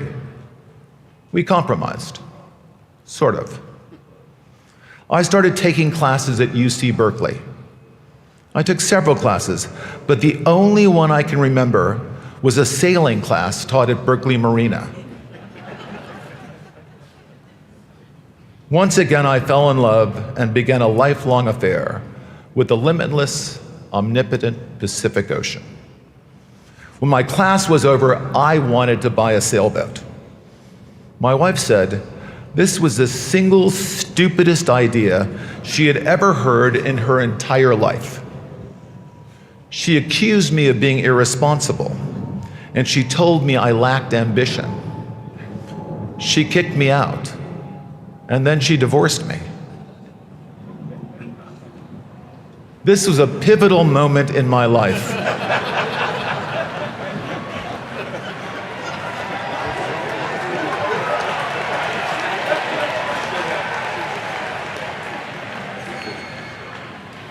My family was still mad at me for not going to medical school, and now my wife was divorcing me because I lacked ambition. It looked like a reoccurrence of the same old problem. Once again, I was unable to live up to the expectations of others. But this time, I was not disappointed in myself for failing to be the person they thought I should be. Their dreams and my dreams were different. I would never confuse the two of them again. Certainly anyone can say, oh, I want to build, a car that's going to cost $5 and go 500 miles an hour. And all of that would be great.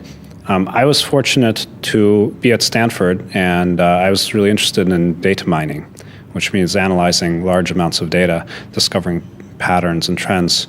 And at the same time, Larry joined Stanford in '95, and he started downloading the web, which is, turns out to be the most interesting data you can possibly mine. And our joint effort, just looking at the data out of curiosity, we found that we had technology to do a better job of search. And from that initial technology, we got really interested in the problem, and we realized how impactful having great search can be.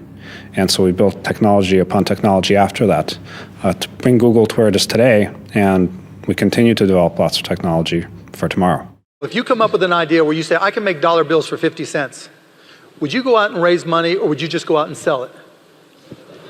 You just go out and do it, and that's what you have to do. And look, we all go through that fear factor of, do I quit my job?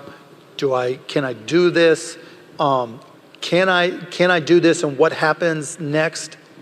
The one thing I know with 100% certainty, and what I would tell myself is, if I can sell and become a better and better salesperson and be great at selling, I'm always going to be successful whether I'm working for myself or if the company that I started just didn't work. I'll give you an example. Out of Indiana, before I went down to Dallas, I needed to start something. And I decided that everybody drank milk, and I found this product, powdered milk, that was cheaper, and everybody needed to save money. And I was going to go out there and sell it because it was cheaper. Now, it didn't taste quite as good. And so but I went out there to try to sell it. Failed miserably. But I learned how to make the sales effort even when things weren't going right. I learned that the rejection was, every no got me closer to a yes. That not every product was perfect, but I could take those same skills, even in failure, and translate them. So that what I learned selling garbage bags door to door, what I learned from selling powdered milk that was awful, what I learned from selling local area networks at Micro Solutions, all those things accumulated, and I got better at selling. So I always knew, people always say to me, if you lost everything, what would you do? I can sell. I can sell. And it's not about selling ice to Eskimos. It's not about, convincing people to do this. Selling is always about helping. Selling is always about understanding the person you're talking to and what their needs are. And if someone can help me make my life easier, yeah. People, now with employees, people always say, well, what's the definition of a great employee? Someone who can reduce the stress of those around them. And it's the same thing. What's the definition of a great salesperson? Someone who can reduce the stress of their salespeople. And if in looking at your company and looking at your life and looking at your goals, if you're able to go out there and recognize that whether it works or doesn't work, you're putting yourself in a position where you're helping somebody, not convincing somebody, and you're reducing their stress, you're gonna be okay. It's gonna work out. And that's the confidence I've built in myself that wasn't necessarily always there. But I learned that if I try to help, if I reduce people's stress, good things can happen. I've made myself, understand IT, information technology. And if you talk to any CEO of any company, they'll tell you that's the one department that you do not want to, because no matter who you bring in, everybody has their own way of doing it. And I've just still made myself understand technology, even though I'm not a millennial. I try to at least know a little bit about every single department, even if I don't know it a lot. And so walk me through, you want to learn about IT, what do? You Googling it, or do you go sit down with the head of IT and say, teach me everything? No, I want to know everything. I want to understand this, malware, how people are getting into all of our systems and hacking us, and What's your process for learning though? Just sitting down and say, you got to make me smarter on this. You got to help me through these steps because I don't get it. Don't go into too much minutia because you'll lose me because I'm not that smart, but you got to give me the steps of why this is happening or not happening. And that's something that everybody should do. You don't have to understand, that I'm going to go and be able to program something or write something, but we should all, if we're running a company, understand some portion of it. When I'm shooting $1 Billion Buyer, I know what all these different people do and exactly what they're doing and how important, each person is. And it's just trying to understand what you do, and it makes you appreciate that person and how smart they are at that job too, and how important they are to your company. If somebody told me 10 years ago what was going to happen the next 10 years, we could have made a lot of money in the bond market together, but there's always a reason afterwards. Tomorrow's paper will say stocks went down today because of, but they didn't write it this morning's paper that stocks are going to go down today. You have to know what you don't know, and you have to make sure that what you don't know isn't all important. I mean, if there's 4 boxes there, you want to get to what is knowable and which is favorable. And there's things that you'll miss out on because they belong in the other 3 boxes, one of which will be favorable, another one that's favorable. And the fact that you're missing out on 90% of the stuff doesn't really make any difference if the 10% you do is right. Very, very important is that trust the young people. I trust young people more than trust senior people, successful people. Because there is no expert of the future. There is only expert of yesterday. We are entering into the century in the world that is so new. Working with the young people, you're talking about the future. Working with most of the success people, they only talk about yesterday. And when you're talking to those people, always talk about yesterday, you don't have the future. That's what we think. If you ask people across the United States, is the future going to be better than the past? Most say no. My kids will be worse off than I am. They think innovation won't make the world better for them or their children. So who's right? The people who say innovation will create new possibilities and make the world better? Or the people who see a trend toward inequality and a decline in opportunity and don't think innovation will change that? The pessimists are wrong, in my view, but they're not crazy. If innovation is purely market-driven and we don't focus on the big inequities, then we could have amazing advances and inventions that leave the world even more divided. We won't improve public schools. We won't cure malaria. We won't end poverty. We won't develop the innovations poor farmers need to grow food in a changing climate. If our optimism doesn't address the problems that affect so many of our fellow human beings, then our optimism needs more empathy. If empathy channels our optimism, we will see the poverty and the disease and the poor schools. We will answer with our innovations, and we will surprise the pessimists. Over the next generation, you Stanford graduates will lead a new wave of innovation. Which problems will you decide to solve? If your world is wide, you can create the future we all want. If your world is narrow, you may create the future the pessimists fear. I started learning in Soweto that if we're going to make our optimism matter to everyone and empower people everywhere, we have to see the lives of those most in need. If we have optimism without empathy, then it doesn't matter how much we master the secrets of science. We're not really solving problems, we're just working on puzzles. I think most of you have a broader worldview than I had at your age. You can do better at this than I did. If you put your hearts and minds to it, you can surprise the pessimists. We're eager to see it.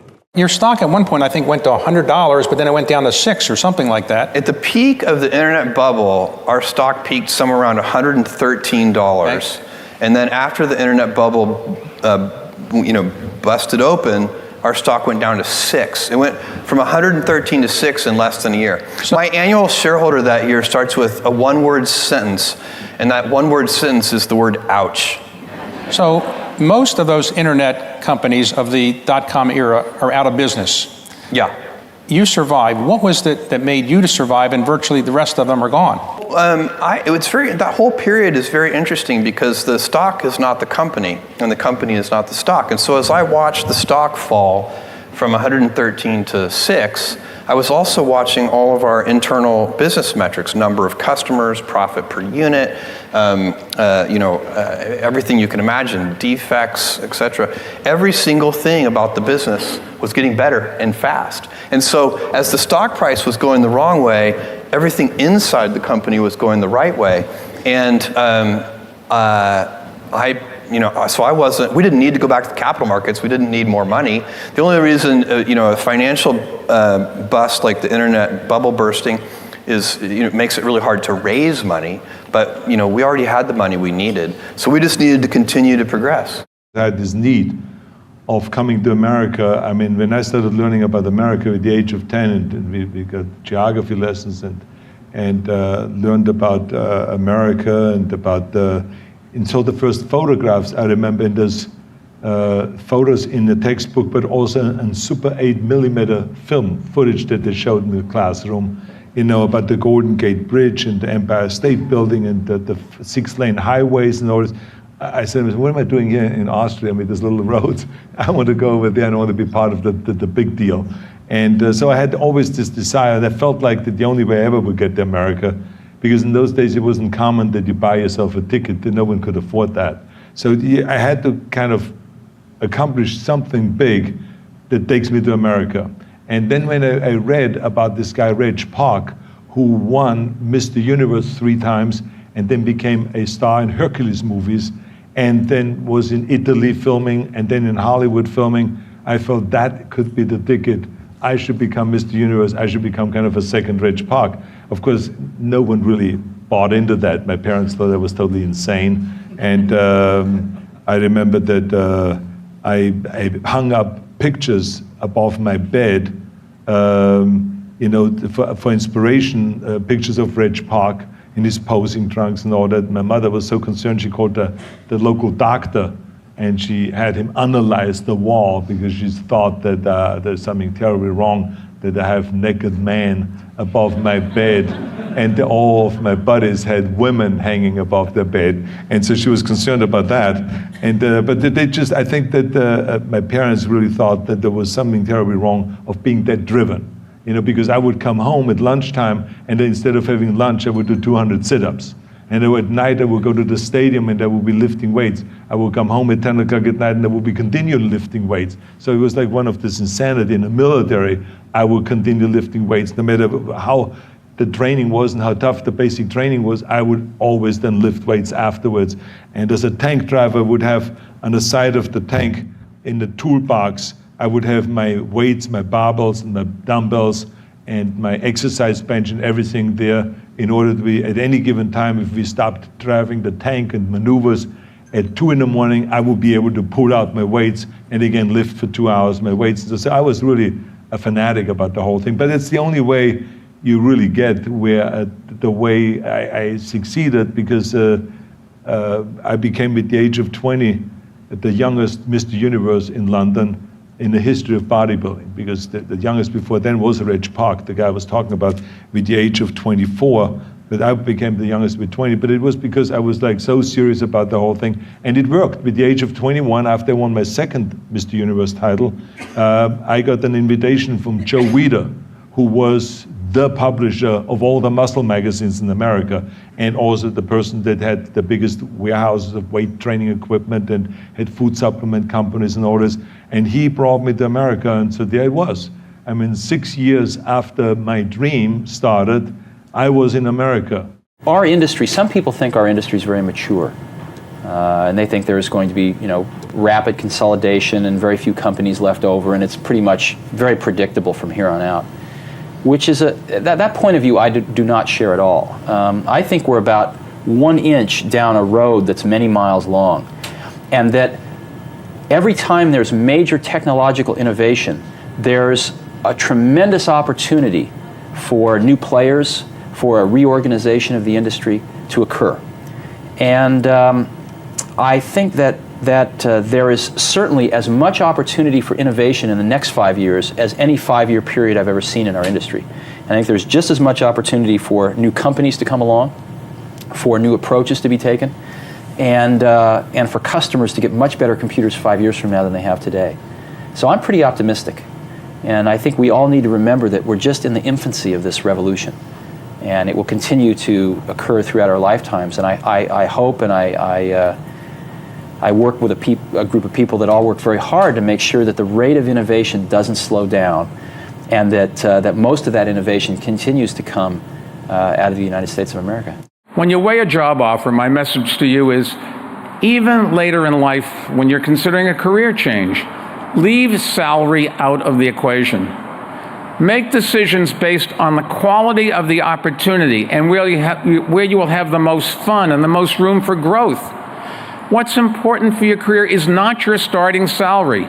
It's your development and happiness, and the cash will come later on. Well, I was just saying that you want to take a moment to appreciate things in life and the sensations.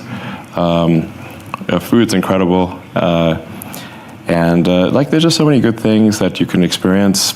Some of them cost nothing, really.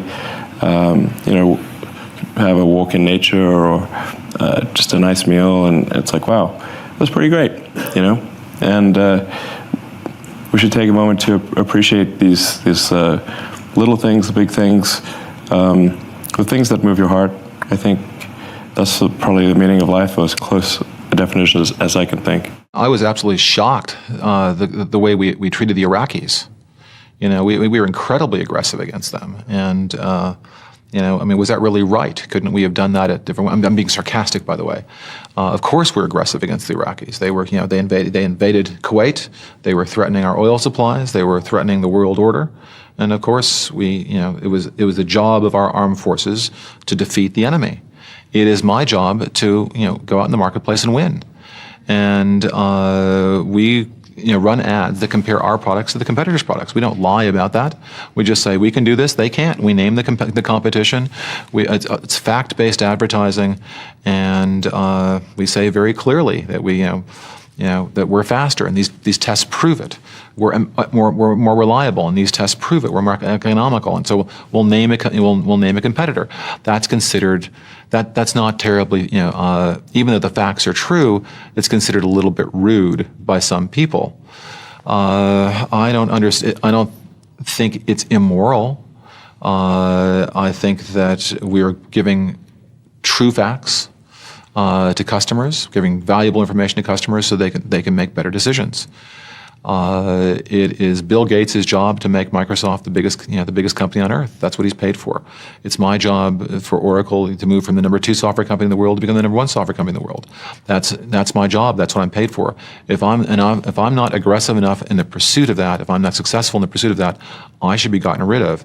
If a general running Desert Storm is not aggressive enough and successful enough in the pursuit of that goal, he should be fired. The corporation's primary goal is to defeat the competition in the marketplace. I think that my primary function is to have Oracle, is to make Oracle successful, to make it a good and interesting place to work, because we don't want people to leave. People, this is America. People can change jobs, and they'll go. And people like to work with other intelligent and interesting people. They like to do interesting things, Oracle offers, we have fantastic salary scales. I think we're the highest paying company in Silicon Valley. We have, wonderful benefits, all of these things. But again, don't mistake any of that for altruism. That is in our interest to retain our employees. Their job, my job, is to build better products than the competition, sell those products in the marketplace, and eventually supplant Microsoft and move from being number 2 to number 1. My dad busted his ass. I mean, he worked six days a week, left at 7:30 in the morning, got back at 6 or 7 o'clock, lost his eye in an accident doing upholstery. He had a staple break when he was putting some covering on a car seat. It was a middle-class upbringing. My mom did odd jobs. They just wanted something better. I mean, my grandparents came over from Russia, and my dad was the first generation. My uncles were the first generation Americans, like my mom too. And like every child of immigrants, they wanted better for their kids. It's funny. I mean, a lot of people grow up that way, right? But not many people end up like you. So, what do you think that's the result of? I think, everybody's got something that they're good at, and the hard part is just finding it. And I found out early that I was a good salesperson, that I really liked business. Like I like sports. I mean, I read everything I possibly could, played sports as much as I could, just wasn't as good as I wanted to be. And business was the same way. I mean, as long as I could remember, I was buying and selling baseball cards, garbage bags, whatever I could find, stamps to collectors. But I was also reading everything I possibly could about business. And, I was that unusual kid that I'd rather read about Ted Turner than go to the movies. And so I think that created a foundation. And my parents, my dad used to always say, I don't understand what you're doing, but I'm glad you're doing it. And so I had my ups and downs along the way, of course. But I just think that I just put in the time and was fortunate enough to really get excited about business, and that paid off benefits over the long haul. This is the problem with college, and is that they teach you the theoretical side of everything for the person that's working for you, but it doesn't teach you to be the CEO, the practical side, and the young entrepreneur, whether you're trying to go up the corporate ladder or you are doing it your own. And it's just the simple things and these are some of my great Tilmanisms from the book, and why HarperCollins came to me and asked me to write this book was know your numbers, okay? You've got to know your numbers. There are no spare customers. We're all in a consumer business. People watching this podcast for you, or me serving casino customers, restaurant customers, hotel customers. There are no spare customers. We're all after the same consumer. To the 95-5 rule, that 95% of everything is right. So look for the 5% that's wrong. I look at a lot of figures just in connection with our businesses. I like to get numbers. so I'm getting reports in weekly in some businesses. But that doesn't tell me what the economy is going to do 6 months from now or 3 months from now. It tells me what's going on now with our businesses. And it really doesn't make any difference in what I do today in terms of buying stocks or buying businesses, what those numbers tell me. They're interesting, but they're not guides to me. If we buy a business, we're going to hold it forever. So we're going to have good years, bad years, in between years, maybe a disastrous year some year. We care a lot about the price. We do not care about the next 12 months. Economic predictions just don't enter into our decisions. Charlie Munger, my partner, and I, in 54 years now, we've never made a decision based on an economic prediction. We make business predictions about what individual businesses will do over time, and we compare that to what we have to pay for them. But we have never said yes to something because we thought the economy was going to do well in the next year or 2 years, and we've never said no to anything because we were right in the middle of a panic, even if the price was right. If Jack Ma can be succeed, 80% of the young people can be successful. We don't have money. We don't have a relationship. I don't have a powerful, rich father, even though we don't have a rich father or uncle that can sponsor us. Everything we do is the 18 founders. We believe the future, we make progress. Even among the 18 founders, we only have 3 engineers. Among the 3 engineers, only one of them had 3 years experience at university, study computer. The other 2, they are like amateur computer. When they open it, they don't know how to fix it. Start from there to till today, we have 25,000 engineers in our company. And nobody come to buy and sell. For the first 2 weeks, terrible. We built an e-commerce company, nobody come to sell. So we have to list our own products on there, waited for 2 weeks, nobody come to buy. So we have to buy ourselves. And then the first month, some people come to sell things on our site, we buy everything. So we buy a whole house of rubbish for the whole month. We started, nobody believed e-commerce. Until today, or last year, we sold 550 billion US dollars from nothing to 550 billion dollars. And I think compared to yesterday was big sales, but compared to 10 years later, we are nothing. But this is what I want to say. The great ideas I heard in the next room inspired me and changed my. You are guys are the hope of Africa. And I believe 15 years ago, 18 years in my apartment, I told my team, we are the hope of China. Because we are the guys without any resources.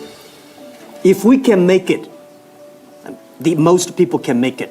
If most people like us, without money, without resources, only with the dream and belief, if we can make succeed, China will be successful. If you want to have impact, usually delegation's important. Although, individual contributors in terms of inventing a drug or a new approach to things, that's phenomenal.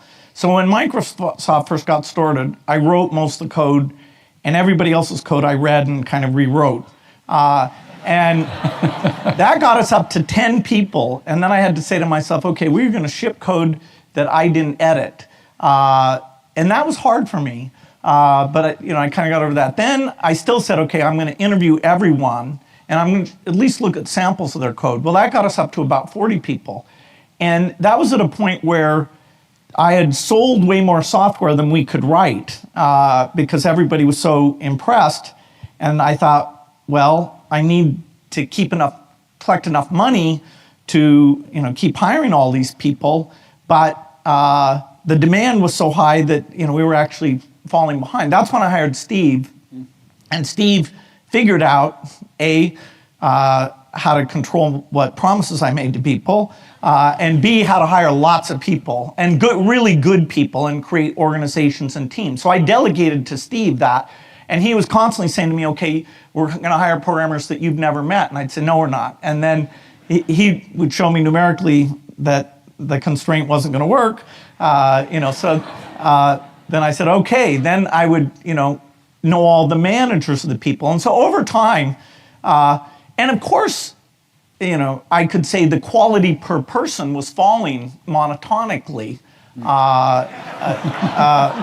according to me. But, large problems, if you want to, write the most popular office productivity software, that one person absolutely can't do that. You can write pretty code. So everyone has to decide what scale of organization they want to work in. Eventually, my role was very much as a leader and a reviewer of managers, but the top people, and I hired some super experienced people, I would make sure they were pursuing a common vision and they were well coordinated. But in terms of a lot of management stuff, they were way better than I was. Now I had to have the framework to know what mix of skills that we needed and when they were working well enough together. But a lot of my value added was picking, say, to do graphics user interface or to do an integrated office type thing, or to go global and not use agents to have Microsoft be present all over the world. And so yeah, picking what you're good at and how you find the other people to fill in those things, that's super important. And most founders aren't able to scale that up and kind of give up the hands-on things that they used to get a lot of pleasure and comfort from. One of the precursors, one of the foundational things to being able to take risk is to have had some kind of support from somebody. You have to have some mentors. You have to have somebody who loves you. These are the kind of things that build up and allow you to kind of, jump off into uncharted terrain and do something new because you know you have a support system of one kind or another. And I certainly did. So for me, I just want to point out that I feel very strongly that I've won a lot of lotteries. Amazon is one of the lotteries that I've won, but I had a big lottery with my parents. My dad is a Cuban immigrant. He came here when he was 16 years old, didn't speak any English. He's a great guy. And my mother had me when she was 17 years old. So she was a pregnant 16-year-old in Albuquerque, New Mexico in high school, which was not cool. And she made it work, and her parents, my grandparents, helped her with that whole thing and made that all work. And if you don't get that kind of support somehow, it doesn't have to be your parents. Sometimes people get lucky, it's a grandparent, or it's a friend, or a family friend, or a teacher. It can be somebody, but you need that. Somebody has to step into your life. And that's a lottery that I suspect a lot of people in this room have also won, just like me. You had an early meeting with Dino De Laurentiis, and it didn't go so well. Well, that was different because Dino De Laurentiis had an office and he wanted me to be in Dark Savage. And he wanted me to play the villain in Dark Savage. And I walked in, and I always kind of, have a mouth that sometimes goes a little bit too fast, and I step on myself. I walked into the office, and I saw Dino standing behind his desk. And there was this huge desk, ornate with gold and kind of like French-looking or Italian-looking, I don't know what, but it was gigantic. It was one of those partner desks, right? And Dino, the only thing that stood out was kind of his chest and his head, because he's a little guy. Dino's a really short guy. So I looked in, I walked in his office, and I looked in and I says, "Hi, Dino. Why does a little guy like you need such a big desk?" And to Dino De Laurentiis, you never say you're little, right? Because he saw himself as a giant. So he looked at me and he says, Schwarzenegger, you have an accent. I cannot use you. And I said, again, stupidly, who is talking about having an accent? I mean, look, listen to you. You're a Nazi. And he walked away because I had a German accent. So that was the end of that. So I left the office, and my agent came up to me, grabbed me really forcefully by my arm, and he said to me, he says, "I've been an agent for 15 years. This meeting was exactly 1 minute and 14 seconds. It was the shortest meeting we've ever had. You just f***ed everything up. God damn it, it took me months to get in here." So he was mad at me also. So anyway, so that's how the relationship started with Dino. But then when he bought Conan, he came to Spain where we were shooting, and the third day of filming, after he saw the dailies, the footage that we filmed, he came up to me and he said, "Schwarzenegger, you are Conan." And he walked off. And Milius came to me, the director, and he says, "This is the greatest compliment that you can ever get." He said, "You're Conan. Isn't that great?" And I said, "Yeah, I guess so." And from that point on, we created this really great relationship, and we did movies together, and Raw Deal, and then Red Sonja, and Conan the Destroyer, and Conan the Barbarian. And he became kind of like a father figure. He became kind of the Reg Park that I had in a bodybuilding world in Joe Weider. He became that character in the movie world that I could go to for anything, who would give me advice, who always had wonderful compliments, and kind of took me in as part of his family. And so that's why I always will miss him very dearly after he passed away. I think even like people were critical, like when you say like you're inspired by Basquiat, or it ain't hard to tell I'm the new John Michel. Some people even get offended by it, those type of statements. Like when you put your context of your artistry against artists that are painters, what's the statement you're trying to make? That is no different. It's no different. Shakespeare was a man who wrote poetry. I'm a man who writes poetry. I mean, why not compare yourself to the best? There's the only way that you. I'm supposed to be here to be second best, right? I'm not doing this. You never seem to like that. Yeah, I'm not doing this for that. And if other people are cool with settling or not putting themselves in that light, then that's their personal preference. That's their personal preference. If you don't want to be in that light, that's fine. I'm not mad at you. You know, I don't have an opinion on what you want to do. If you want to be second, that's cool. So don't have an opinion on me wanting to be John Michel or Shakespeare. You know, people got to realize that, you know, I put a lot of my life into, you know, what I'm doing right now. I didn't just have a hit record and get lucky. I put a lot of my life into it. So, you know, the things that come out of it is not due to this, like, just, you know, bravado and arrogance. I have confidence because of the work I put in. Nobody's journey is seamless or smooth. We all stumble. We all have setbacks. If things go wrong, you hit a dead end, as you will. It's just life's way of saying, time to change course. So ask every failure. This is what I do. Every failure, every crisis, every difficult time, I say, what is this here to teach me? And as soon as you get the lesson, you get to move on. If you really get the lesson, you pass and you don't have to repeat the class. If you don't get the lesson, it shows up wearing another pair of pants or skirt to give you some remedial work. And what I found is that difficulties come when you don't pay attention to life's whisper, because life always whispers to you first. And if you ignore the whisper, sooner or later, you'll get a scream. Whatever you resist persists, but if you ask the right question, not why is this happening, but what is this here to teach me? What is this here to teach me? It puts you in the place and space to get the lesson you need. My friend Eckhart Tolle, who's written this wonderful book called A New Earth, it's all about letting the awareness of who you are stimulate everything that you do. He puts it like this. He says, don't react against a bad situation, merge with that situation instead, and the solution will arise from the challenge. Because surrendering yourself doesn't mean giving up, it means acting with responsibility. Okay, many of you know that, as President Hennessy said, I started this school in Africa. And I founded the school where I'm trying to give South African girls a shot at a future like yours, Stanford.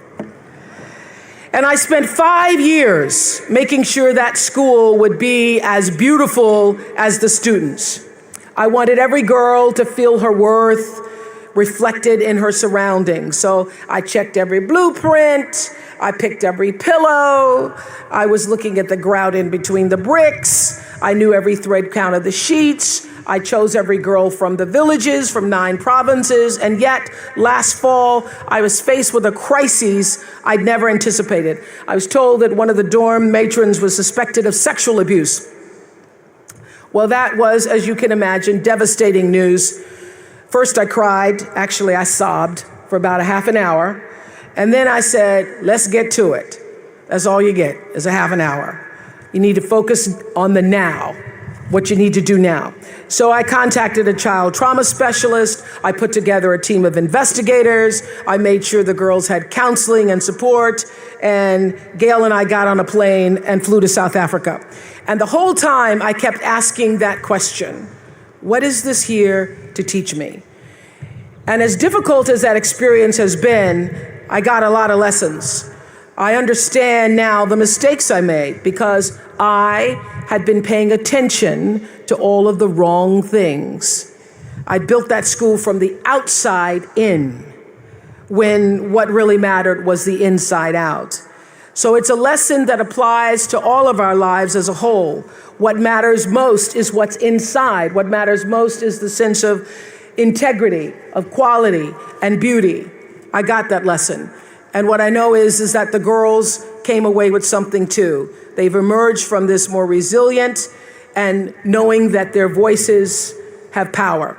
A lot of people come to me and they say, well, I want to be an entrepreneur. And I go, oh, that's great. What's your idea? And they go, well, I don't have one yet. And I say, well, I think you should go get a job as a busboy or something until you find something you're really passionate about, because it's a lot of work. And I'm convinced that about half of what separates the successful entrepreneurs from the non-successful ones is pure perseverance. It is so hard. You pour so much of your life into this thing, and there are such rough moments in time that most people give up. I don't blame them. I mean, it's really tough, and it consumes your life. I mean, if you've got a family, and you're in the early days of a company, I can't imagine how one could do it. I'm sure it's been done, but it's rough. I mean, because it's pretty much an 18-hour-a-day job, 7 days a week for a while. So unless you have a lot of passion about this, you're going to not survive. You're going to give it up. So you got to have an idea or a problem or a wrong that you want to right that you're passionate about. Otherwise, you're not going to have the perseverance to stick it through. And I think that's half the battle right there. Next time you're in a meeting and you're trying to express something to somebody and they under the desk have their phone going back and forth. Don't you hate that? Yes. And I've said sometimes, stop it. If you want me in the meeting, I'm sorry. What am I wasting my time here for? But I think Evan's analogy to meal is fine. If you could take a pill instead of having to eat a meal and get all the nourishment you needed, life would be very different, and I'm not sure it's better. A meal is not about food, mostly. It is about communications and spending time together and feeling each other out, and if it's a business or a personal thing. And so technology is great. I'm not opposed to it at all. I just think you have to use it appropriately, and I think Evan said it very well. You shouldn't blame the technology. What we should do is blame each other. If in the middle of the conversation you're tweeting, there's something wrong. I'm not saying anything interesting. And how could that be? I can't. When I was in high school, I thought I'd most likely be doing physics at a particle accelerator. So that's what I was, physics and computers. I mean, I got distinctions in two areas, in physics and computer science, and those were, some of my two best subjects. And then I thought, okay, well, I want to figure out what's the nature of the universe, and so go try to working with people, banging particles together, see what happens, and then it sort of things went along, and then the superconducting super collider got canceled in the U.S., and then actually was like, whoa, what if I am working at a collider, it's been all these years, and then the government just cancels it? Wow. And then that was like, I'm not going to do that. So, it's like, so well, we roll back a little. Like I was trying to figure out when I was a kid, I had like this existential crisis, and I was about 12 years old or something, and I was like, well, what does the world mean? What's it all about? Are we living some meaningless existence? And then I made the mistake of reading Nietzsche and Schopenhauer, and I'm like, whoa, don't do that. Not you need to be a little older, I think. No, actually, lately, these days, I sort of reread it. So I was like, he's not that bad. He's got issues. No question about it. But it's anyway. But then I read The Hitchhiker's Guide to the Galaxy, Douglas Adams, which is like quite a good book on philosophy, I think. And it was like, okay, we don't really know what the answer is, obviously. But the universe is the answer. And really, what are the questions we should be asking to better understand the nature of the universe? And so then, to the degree that we expand the scope and scale of consciousness, then we'll better be able to ask the questions and understand why we're here or what it's all about. And so we should sort of take the set of actions that are most likely to result in us understanding what questions to ask about the nature of the universe. How would you describe each phase of the evolution of Oracle, and how would you sort of describe running each of those phases? You got to do this quick. Well, I mean, and clearly being a part of a company with 4 people and being a part of a company, and by the way, we're 85,000 now post merger with Sun. 100. We think about Sun's got about 20,000 employees, and 25,000 employees. We're about 105,000. So 105, 110,000. We're not sure exactly about that. I mean, clearly my job has constantly changed. What has not changed is I ran engineering at Oracle on the first day. I run engineering today. The one part of the company I have always paid attention to, and is always reported directly to me, is engineering. Not sales, not marketing, not support, not consulting, not services. At various points in time, lots of other people have run those operations, the back office, accountings, order management, all of these things. The only thing that I've done consistently during those 32 years is run engineering, because I believe basically that once you'll win. As we say at Oracle, it's amazing. Our good products seem to do very well, and our bad products not so well. So the thing I focused on, and I think where you get the most leverage, is developing the right products, recruiting the right engineers, and having the right organization. How people perceive entrepreneurs is changing dramatically, and how entrepreneurs are contributing to society is changing right now as we speak. And I see it on Shark Tank, right? Companies coming on Shark Tank now, particularly from younger entrepreneurs, have a social component, right? You don't want to buy something unless you think the company is contributing. Right. And even more so now, a lot of people are saying, you know what, if you're an entrepreneur and you happen to get rich, that's bad, right? And so entrepreneurs, people particularly my generation, have kind of segregated themselves into, okay, just get me all the money I can, into, okay, can be such a thing as compassionate capitalism. And really, it's falling on you guys now to set the message. If you are going to be an entrepreneur, having a social component is good. Being a compassionate entrepreneur is better, because when you can change things, when you can hire people, like I had to go back through the companies that I control now, and I said I wanted to make sure that nobody who works for, in particular the Arena and the Mavs, is on public assistance. Because it's wrong, I think it's wrong, that somebody who works for me doesn't make enough money to be on public assistance. That's the type of attitude I think that needs to change now with entrepreneurs. And that's now becoming part of your responsibility, and I think that's critically important. You know, guys like me, women like me can look and backtrack and backfill and where we've made mistakes, and I've made plenty and I've learned from them. But it's your opportunity, and I think it's critically important to recognize that you are going to set the tone for how people perceive entrepreneurs going forward. And if you introduce compassion, and you look at the needs of the people that work for you right from the beginning, I think you're going to have stronger companies, less turnover, and better results. Take the word no out of your damn vocabulary. Why does everybody say no in the hospitality business? It's 11:02, and I've called down to order breakfast because I was on a business call, and they say, I'm sorry, sir, we don't serve breakfast anymore. That's fine. I don't want an Eggs Benedict. I don't want a Spanish omelet. I don't want a waffle. Just throw a couple of eggs in a skillet, scramble them, and send them up with one of those pieces of bacon that you've got cooked for that club sandwich. No, sir, we don't serve breakfast anymore.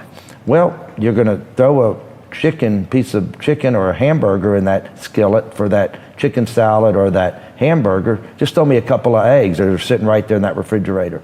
I'm sorry, sir, we don't serve breakfast anymore. Why do we feel like we have to say no? Yeah. Okay, so I try to live by, because I know I'm after that customer. There are no spare customers. That consumer, we don't tell our customer no.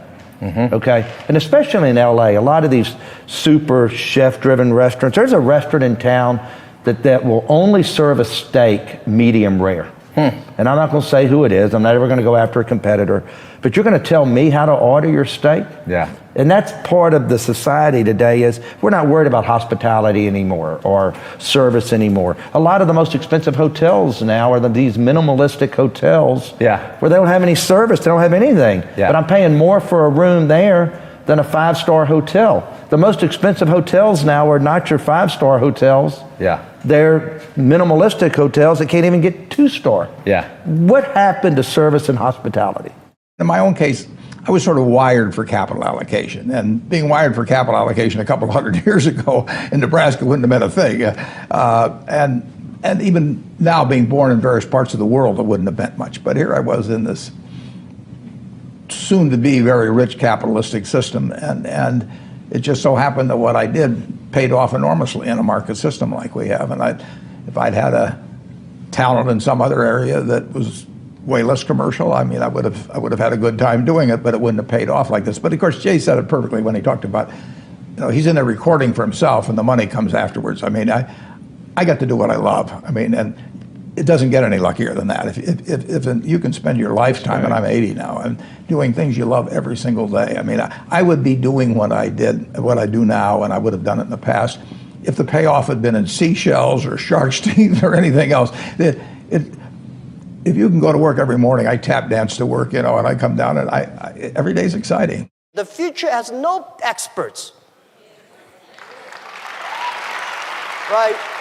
We entrepreneurs, someday we are the experts, right? So this is what I think. And when an entrepreneur get used to failure. Today, say Alibaba, you succeed. Well, our company won't last 102 years. Why 102 years? Because every target, every goal we give to our team should be very accurate. We were born in 1999. Last century, we had 1 year. We want to spend 100 years and plus 1 year, 102, cross 3 centuries. So very accurate. We never see we are successful because we are only 19 years old. There's 83 years to go. So we will never say we're successful. We just survived 19 years. We are lucky. But in the past 19 years, we have made thousands of mistakes. As an entrepreneur, don't learn from other people how they succeed. Learn from how their people fail. Because a lot of MBA schools, they teach you successful case studies. When you read too many successful, you think you can be successful. No. There are a lot of things that you don't know. Because, some business school came to Alibaba, write case studies. They say, no, this is Alibaba. And I say, no, this is not Alibaba. They wanted me to sign after 1 week study. They say, this is case study Alibaba A. I say, no, this is not me. They say, Jack, you don't know you. And I said, all right, I signed. And next 5 years, every year there is a case study in Tsinghua University. I was invited to sitting at the back, listen to the MBA schools talk, learning about our case study. And they always put a competitor. Competitor in Alibaba, who will succeed? For 5 years, they always agree Alibaba will die, the competitor will win. But 5 years, all the competitors died. So how can you learn from the case study like that? Learn from the mistakes. Because most of the companies I talk to, entrepreneurs, most of the mistakes they made are the same. Most of the success reasons, you don't know. They're different reasons. So when you learn from the mistakes, not because you want to avoid the mistakes, because when you see the mistakes, when you have these kind of problems, you know how to face it. An entrepreneur have a strong heart towards the difficulties, mistakes, the troubles, the failures, but should be a warm and soft heart to your colleagues and to the customers. Even in the early days, if you set a computer on every desk in every home and you'd say, okay, how many homes are there in the world? How many desks are there in the world? Can I make $20 for every home, $20 for every desk? You could get these big numbers. But part of the beauty of the whole thing was we were very focused on the here and now. Should we hire one more person? If our customers didn't pay us, would we have enough cash to meet the payroll? We really were very practical about that next thing and so involved in the deep engineering that we didn't get ahead of ourselves. We never thought, how big we'd be. I remember when one of the early lists of wealthy people came out and one of the Intel founders was there. The guy who ran Wing Computers actually Wang was still doing well. And we thought, boy, if the software business does well, the value of Microsoft could be similar to that. But it wasn't a real focus. The everyday activity of just doing great software drew us in. And some decisions we made, like the quality of the people, the way we were very global, the vision of how we thought about software, that was very long term. But other than those things, we just came into work every day and wrote more code and hired more people. And it wasn't really until the IBM PC succeeded, and perhaps even until Windows succeeded, that there was a broad awareness that Microsoft was very unique as a software company, that these other companies had been one-product companies, hadn't hired people, couldn't do a broad set of things, didn't renew their excellence, didn't do research. So we thought we were doing something very unique, but it was easily not until 1995 or even 1997 that there was this wide recognition that we were the company that had revolutionized software. We haven't had any existential crises, knock on wood. I don't want to jinx anything. But we've had a lot of kind of dramatic events. I remember early on, we only had 125 employees when Barnes & Noble, the big United States bookseller, opened their online website to compete against us, barnesandnoble.com. We'd had about a 2-year window. We opened in 95, they opened in 97.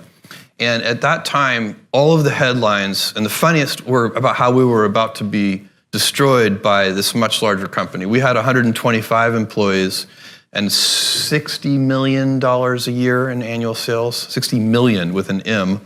And and Barnes & Noble at the time had 30,000 employees and about $3 billion in sales. So they were giant, we were tiny, and we had limited resources. And the headlines were very negative about Amazon. And the one that's most memorable was just Amazon.toast. And so I called an all-hands meeting, which was not hard to do with just 125 people. And we got in a room, and because it was so scary for all of us, this idea that now we finally had a big competitor, that literally everybody's parents were calling and saying, are you okay? It's usually the moms calling and asking their children, are you going to be okay? So, and I said, look, it's okay to be afraid, but don't be afraid of our competitors because they're never going to send us any money. Be afraid of our customers. And if we just stay focused on them and instead of obsessing over this big competitor that we just got, we'll be fine. And I really do believe that. I think that if you stay focused, then the more drama there is and everything else, no matter what the drama is, whatever the external distraction is, what your response to it should be to double down on the customer, satisfying them, not just satisfying them, delighting them. You're a fantastic direct response marketer with your mail order business. Can you talk to us about the dollar into two concept? Well, we all pay taxes. And we all hate the idea that we're losing that money. But there's a difference between hating that you lose that money and hating to pay taxes. I love paying taxes. If it is the fair amount and if it is used wisely, I think we all have to contribute it because that's how you set up social programs, that's how you build infrastructure, that's how you have a military and all of those kind of things. So that's great. But I always had the belief that the money that I pay in taxes, I want to make up through wise investments. So this is why I got into real estate right away in the 70s and I started buying raw land and developing that, started buying apartment buildings. And just think about it. I mean, I remember in 1974, I bought my first apartment building, and we bought it for $215,000. It was then a lot of money. Yeah. And I put only down like maybe $37,000. But within 2 years, that apartment building was worth, instead of the $350,000, and I sold it. So imagine now how much gain there was, right? I mean, so we made hundreds of % on my initial investment. So that's what I'm talking about. So it takes, thoughts and ideas can make much more money than actual physical labor. And physical labor is always part of the action, because I always say you got to work your ass off no matter what you do, because now you have a great idea, but then you still have to implement it, and you have to hustle, you have to go to the bank, get your financial statement, do this and that, and raise money sometimes, and you go to look at 1,000 apartment buildings to find the right one, and all those kind of things. So you still have to work. But normally, if it's just physical labor, you can never make the money then you can make when you have ideas. So this is why it's important. I always tell people, I say, the secret is there's certain times, don't think. Like when you get up in the morning, don't think. Just roll out of bed, go in your life cycle, or go on a bicycle ride, or go to the gym, work out. You know that's what you have to do. And then read something and learn something. So don't even think about it. But there's other times where you have to really think and you really have to get creative and have a clear vision of where you want to go and what you want to do. And that's what I always had, and that's what I always believed in. I always believed in making money so that then you can do something with that. You invest in it and all this. Eventually you create a family, you give some of to your kids and all that stuff, but also for charity. Look, I have the Schwarzenegger Institute at USC. And so we have to raise money all the time and make money to pay for that and to support that. We have the R20, the environmental organization. Well, any organization and any idea is great, but if you don't have the money, you can implement anything. And so this is why it is important that if it's an environmental organization or if it is my after-school programs that are nationwide where we raise millions and millions of dollars every year, or if it is just, living in a great mansion or driving a nice Bentley and a Bugatti, those kind of things, it takes money to do all this kind of stuff. So therefore, I believe in making $1 into $2 and having a good time when I pay my taxes. So when someone says, Arnold, I say, we have bad news. You owe $15 million in taxes. I say, wow, yes. And then they look at me and says, why are you happy about He's that? finally lost it. Because that means we must have made a lot of money. You have to pay that much money in taxes. And they say, yeah, that's the way you look at it. And so that's the way I look at it. I know exactly the moment I started to feel valued, and for me, it was school. I wanted to be a fourth grade teacher because of Mrs. Duncan. And I haven't seen Mrs. Duncan since then, and Mrs. Duncan is here today.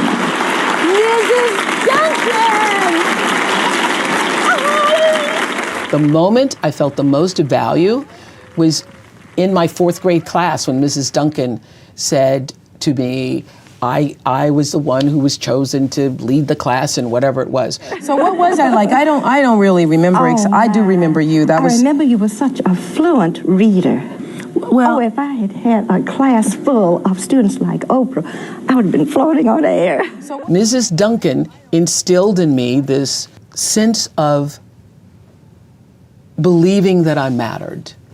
And that is what every human being is looking for. When you first heard that I had done something in life, did you know that it was me? Yes, I kept up with you without your being aware of it. And it was Mrs. Duncan who helped heal you? For me, yes. It was Mrs. Duncan, and then it was my sixth grade teacher, Mr. Graham. It was school that made me feel a sense of value and connection. You learned a lot on this story. Oh, I learned a lot on this story. This story was life-changing for me. Life-changing, really? Life-changing. And people use that word rhetorically. Life-changing. It's changed the way I operate in my business, with my people, with my school. 1, 2, 3. You say that the most important question to ask of people who have gone through trauma is not what's wrong with you, but what happened to you. Yeah. So when you see, a church being shot up, or you see, all of the headline-making stories of people seemingly gone mad, your first thought is, what happened to that person? Right. Right. What has been life-changing for me is the question, what happened to you? Not what is wrong with you, but what happened to you? Which is an important question, not just for people who have been so-called traumatized, but it's the most important question you can ask of anyone. I can say that of all the stories I've ever done in my life and all of the experiences I've ever had and people I've interviewed, this story has had more impact on me than practically anything I've ever done. It's changed the way you see everyone? It's changed the way I see everyone. So when I have an employee who is acting out of line or who is just being a jerk, I don't think, what's wrong with that guy? What's wrong with that girl? What's wrong with that person? I think, I wonder what happened to them. I wonder what happened to them. I wonder what happened that caused them to behave that way. That's what this story did for me. Marketing's about values. This is a very complicated world. It's a very noisy world. And we're not going to get a chance to get people to remember much about us. No company is. And so we have to be really clear on what we want them to know about us. Now, Apple, fortunately, is one of the half a dozen best brands in the whole world. Right up there with Nike, Disney, Coke, Sony. It is one of the greats of the greats, not just in this country, but all around the globe.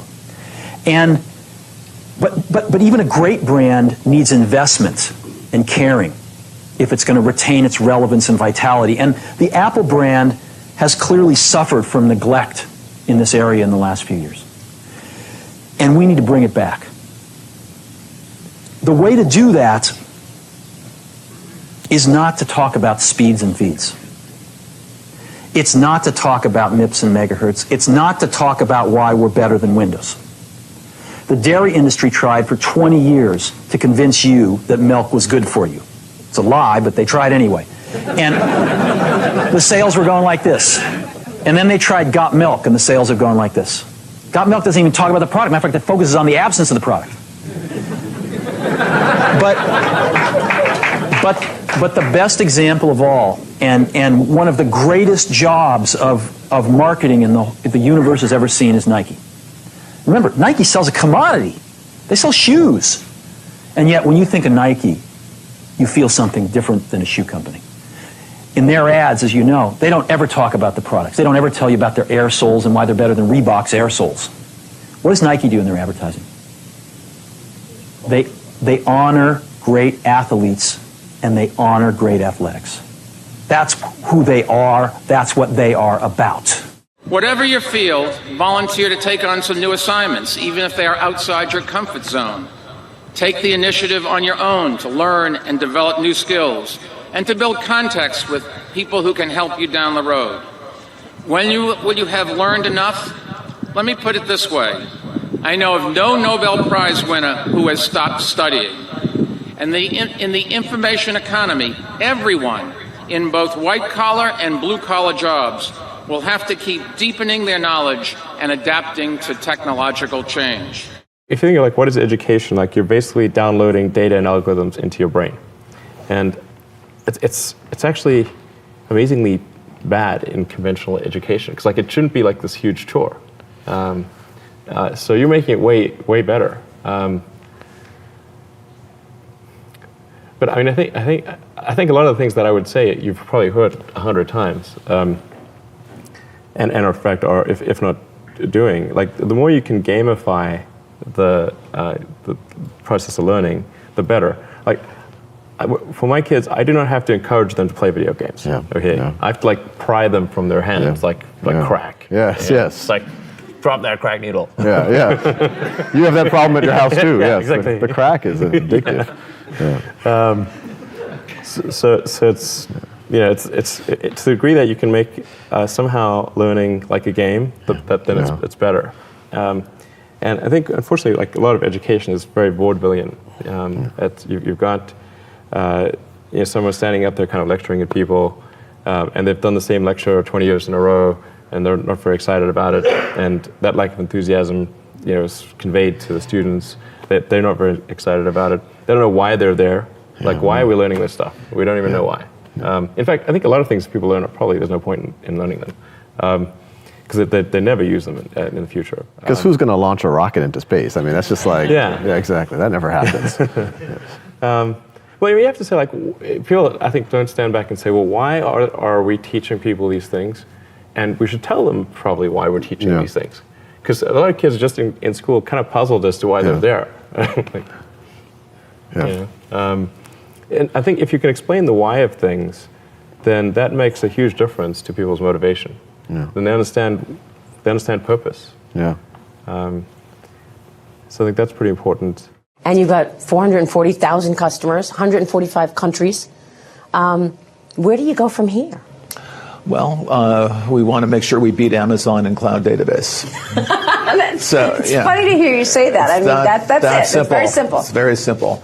It's just like playing basketball. If you're playing basketball, you want to beat the Warriors. You want to be, you want to win the championship. So our job, we have the best database in the world. We've got to deliver it in the context of a cloud that's as easy to use as Amazon, but secure. And that's the key thing. Amazon has great ease of use. We've got to marry that to security and all the capabilities of the autonomous database, and we'll be great. What is your thing, and when did you kind of understand what it was? It hasn't changed. My thing is learning whatever is new and applying it in ways that other people aren't thinking of. And so when I got fired from a job selling software, started a company, and within 6 months, this was the early days of PCs, I recognized that, okay, we need to connect PCs together. Back then, you walked around and you had your 5 1/4 inch floppy, and who would need to connect a PC? We started, writing software for local area networks, became a systems integrator, $30-some million run rate, and sold it to H&R Block. And then got to the internet. Okay, let's look at this internet thing. Someone's going to need to put audio and then video on there. Great. And then after Yahoo did Yahoo, right? I'm like, you know what? I'm looking at these big screen TVs that cost $30,000 that are high definition television sets, and I'm thinking, you know what? Eventually, they're going to follow the price performance curve of traditional consumer electronics, and they're going to come down in price. So I started the first all high definition TV network called HDNet. Then I'm looking and saying, okay, you know what? It's like 2006, 2007, and traditional television and cable is going digital. I'm saying, you know what? There's going to be a lot of storage space and first access digital space that cable companies aren't used to using. So let's take a movie production company that we created and let's make it available for day and date distribution where people will pay $20 to the cable company to watch this brand new movie, and we get to keep 10 of it. And so we had 2929 Productions. We started producing movies, and lo and behold, the first movie we created was a documentary called Enron, the Smartest Guys in the Room. Got nominated for Academy Award, then we didn't really create any good ones after that, but by being first leveraging digital storage, we were able to take advantage and make a lot of money. And in the NBA with the Mavericks, just doing those types of things, and it's what I like to do now. You mentioned people are looking at the wrong things. They're thinking about the price or the other things. What should they be thinking about if they want to acquire something? Whether you're a small business owner that wants to acquire something for $100,000, or you're, a billionaire like yourself trying to acquire something for $2.2 billion. What is the thing they look for? Well, if it's something that you really, really want and you can afford it and it doesn't really matter, you should just go get it. Okay. Why? Is that for the peace of mind? Just for the peace of mind, and so you never regret it. Okay. I can go back 20, 25 years ago, and I've been asked this the last few days. I had a chance to buy this unbelievable car collection about 25 years ago that had great muscle cars right when they were, it was unbelievable. Yeah. And I was really buying it at a bargain because the father had died, the son was selling it, didn't give a damn. Yeah. And I lost a deal over $200,000 that today, if I owned that, I would just walk in there and say, this is mine. Yeah. I just love it.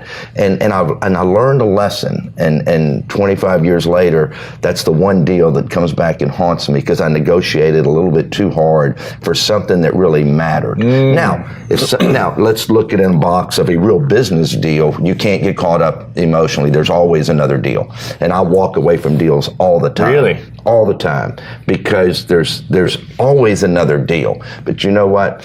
There's only so many great car collections. There's only one NBA team in your own hometown, okay? Right. And so there's certain things you don't worry about. Yeah. And that's where you have to be smart and say, there's always another casino to buy or another restaurant company to buy, but keep it right. Know what's in the box and know what's out of the box. Speaking of resources, let's talk a little bit about your decision to put your money with Bill and Melinda Gates.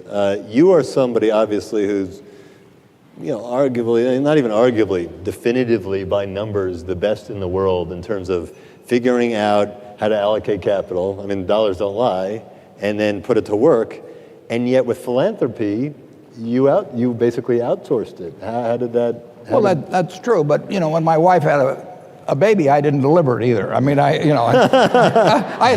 didn't fill my kids' teeth. I mean, Adam Smith in 1776 explained specialization of labor, and he did a pretty good job of it.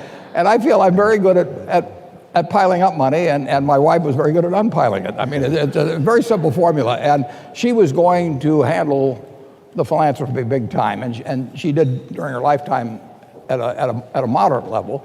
But basically, I was going to turn it all over to her to handle, and I would pile up during my lifetime. And she died earlier, and therefore I had to make a decision as to what was the best way to use a very large sum of money and get my goals achieved through other people. And there are other people that are better than I am at all kinds of things. I mean, A-Rod's here. I mean, you know, we're not going to get into a home run derby. So I believe in, I really do believe in getting people that are younger, more energetic, but also experienced. And in the case of Bill and Melinda, have their own money up as well. And they've got identical objectives really with me. I came here to share with you the entrepreneur spirit and the dreams. This is what I learned from the other part of the world. I learned from the American dreams. I learned from many other startups in the whole world that the dream, how they do it. I think the very important is that making sure your dream can be realized, making sure your dream makes steps by step every week, every month. And making sure that your employees believe it, making sure your customers are happy. Because if your customer happy, your employees are happy, the shareholder will be happy. Do not try to spend a lot of time with your shareholders. Spend enough time with your customers. Spend enough time with your employees. And even do not spend a lot of time with competitors, because we are all so early stage. The best way to compete, to fight against your competitor is your customers, is your colleagues. My question to you is, if you suddenly found yourself to be, say, a sophomore in college at Harvard, what do you think you would study, and how do you think you would spend your time engaging in activities? Well, the thing that you're likely to be world class at is whatever you obsessed over from, say, age 12 to 18. You know, in my case, it was writing software, where I would think I was good, and then I would meet somebody who would tell me I wasn't, and I would look at their code, and I went through 4 sort of comeuppances of, oh, that's what a really good programmer looks like. And part of the reason I worshiped digital equipment was eventually it was a couple of their very best programmers who came and shared with me how they thought about it, how they did things. And I had studied their code, and there were several people who were so key to my doing that. So today, I would go into software, which today that means going into artificial intelligence. Computers still can't read. They cannot take a book of information and say pass an AP test on that book. And that's a solvable problem, but it's a knowledge representation problem. And I've always wanted to solve that problem. I'm jealous that maybe one of you gets to work on that. I'm unlikely to go back and be hands-on in that way, but it's the juiciest problem ever. I've thought about it for a long time. So I would go into AI. Now that you have about 600,000 employees, I calculated you're adding about 250 people a day. You've mentioned that you're trying to fend off day 2. Yeah. And you've said that day 2 is stasis, followed by irrelevance, followed by excruciatingly painful decline, followed by death. That is why it is always day 1. Yeah. How's that work? Well, so day 1, this is a phrase that we use at Amazon all the time. I've been using it in my first annual shareholder letter from 20 years ago. And we say it's always day 1. And it needs to be day 1 for the reason that you just mentioned. And so the real question for me is, how do you go about maintaining a day 1 culture? It's great to have the scale of Amazon. We have financial resources, we have lots of brilliant people, we can accomplish great things, we have global scope, we have operations all over the world. But the downside of that is that you can lose your nimbleness, you can lose your entrepreneurial spirit, you can lose that kind of heart that small companies often have. And so if you could have the best of both worlds, if you can have that entrepreneurial spirit and heart, while at the same time having all the advantages that come with scale and scope, think of the things that you could do. And so the question is, how do you achieve that? The scale is good because it makes you robust. A big boxer can take a punch to the head. The question is, you also want to dodge those punches. So you'd like to be nimble. You want to be big and nimble. And I find that there are a lot of things that are protective of the day 1 mentality. I already spent some time on one of them, which is customer obsession. I think that's the most important thing. If you can, and it gets harder as you get bigger. When you're a little tiny company, say you're a 10-person startup company, every single person in the company is focused on the customer. When you get to be a bigger company, you've got you've got middle managers, and you've got all these layers, and those people aren't on the front lines. They're not interacting with customers every day. They're insulated from customers. And they start to manage not the customer happiness directly, but they start to manage through proxies like metrics and processes, and some of those things can become bureaucratic. So it's very challenging. But one of the things that happens is the decision-making velocity slows down. And I think one of the reasons that happens is that people, all, say, junior executives inside the big company, start to model all decisions as if they are heavyweight, irreversible, highly consequential decisions. And so even two-way doors, you make a decision, it's the wrong decision, you can just back through the door and try again. Even those reversible decisions start to be made with heavyweight processes. And so you can teach people that these pitfalls and traps, and then teach them to avoid those traps. And that's what we're trying to do at Amazon, so that we can maintain our inventiveness and our heart and our kind of small company spirit, even as we have the scale and scope of a larger company. I have a routine which basically means they do something where you don't have to think much, if at all. Like, I believe that routines are very important. It's kind of like the foundation, like to a house or to a building or to anything. So that means, like, if I get up in the morning, part of my routine is to get up in the morning at, let's say, 5 o'clock. Then I make my coffee. I feed the animals. I go and read the paper, go through my iPad, see if there are any important messages. So that's part of the routine. I don't even think about that. Part of the routine is that I have my bike already mounted on the back of my car. I drive down and then take it off, and I ride with the bike to the gym in the morning around 6 o'clock or so. Then I go to the gym and I work out 45 minutes to an hour. So that's also routine. It's always kind of the same thing, in that to do arms and deltoids one day, and the next day the chest and back, and calves and all this stuff I do every day, and form a little bit, and abs, of course, every day. And then it repeats itself. And I do this the whole week. And then what is also routine is that at night I do some extra cardiovascular work before I have dinner. So I go in my home gym here, I go upstairs and go for half an hour and do the arm cycle, or the treadmill, or the life cycle, or something like that. That is cardiovascular. And the idea is to burn enough calories so that when I eat dinner then, which is very minimal, that it is, I don't have to really worry about calories or gaining weight, because the older you get, the faster you gain weight, and the more the body picks up, because your metabolism is slow. So you have to be very careful with that. So those are kind of routine things that I do. And you try to add as many of those routine things as possible, because you do them without ever thinking about it. And that's what we need to do. There's certain things that we need to do that is supposed to be a routine, that's supposed to be kind of part of your daily schedule without you having to think about it.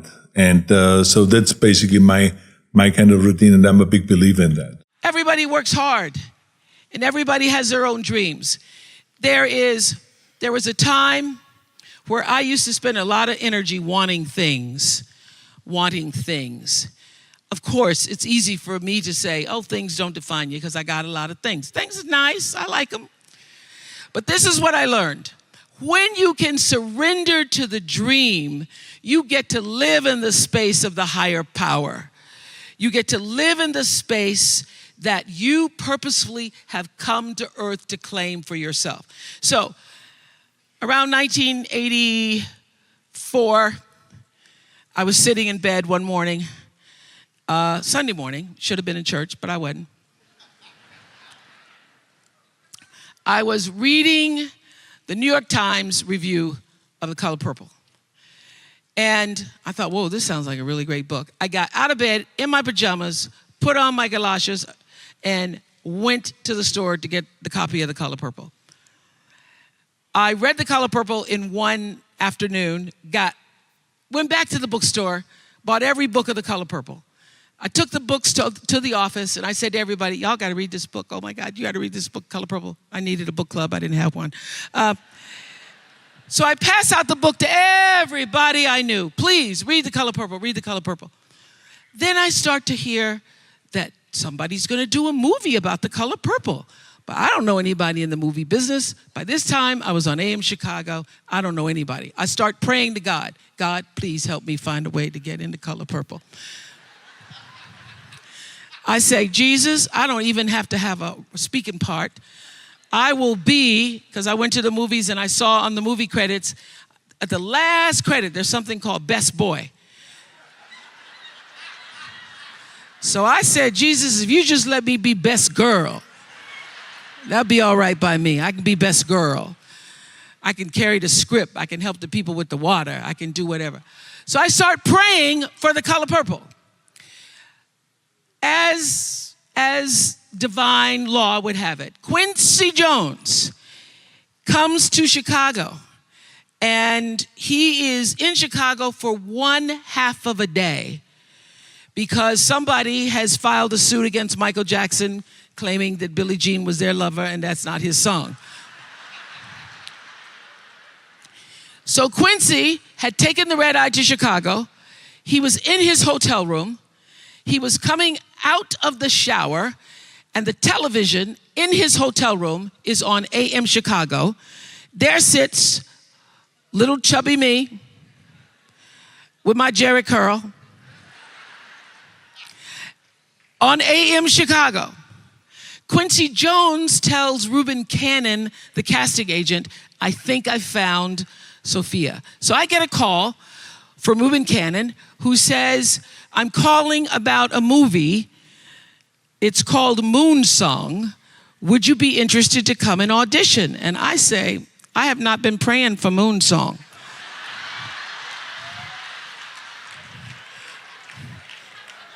No. I had not been praying for Moon Song. I've been praying for The Color Purple. He said, well, I think you should come and audition. So I go to audition. You know, movie people, they're making everything all secret. Steven Spielberg didn't want anybody to know he was doing Color Purple. So on the outside of the script, it says Moon Song. But I know all the words by heart. So when I open the script, I know this is The Color Purple, Jesus. This is The Color Purple. Yes. So I auditioned for The Color Purple. I can't even believe it. They don't just want me to be the water girl or the best girl. They are asking me, do I want a part in the movie? Oh, I'm thinking prayer. Prayer works. Prayer works. But listen to this. 3 months pass. 3 months is a long time. I auditioned in February, March, April, May comes. I haven't heard anything. So I call Reuben Cannon.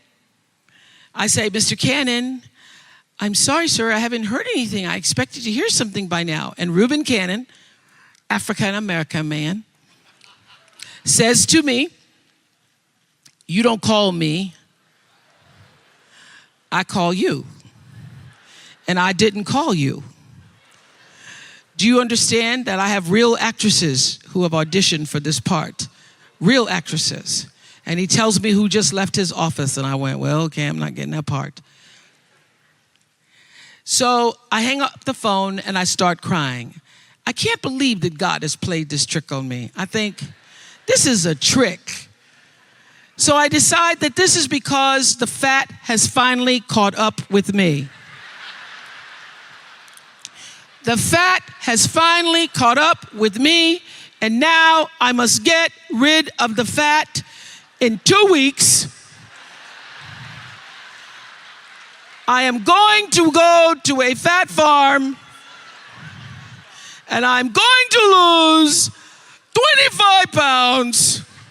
I'm going to drink a lot of green juice. I'm going to have some cleanses and colonics. So I also was trying to make peace with it. I said, God, I don't understand. I thought it was for me. You ever had that talk with God? I thought it was for me. I thought it was for me. God, you let me audition with somebody named Harpo. That's my name backwards. Jesus, that was a sign. Wasn't it a sign? And then 3 months pass, and then Reuben Cannon says, real actresses have just left his office. So I start to pray on the track. I'm out on the track at the Fat Farm, and I am running around at the track at the Fat Farm. It starts to rain. Y'all know how that is. But I don't even care, because I am praying to God to help me to let it go. Help me let it go, because now I've become obsessed with it and it's now controlling my life. I start praying, running around the track.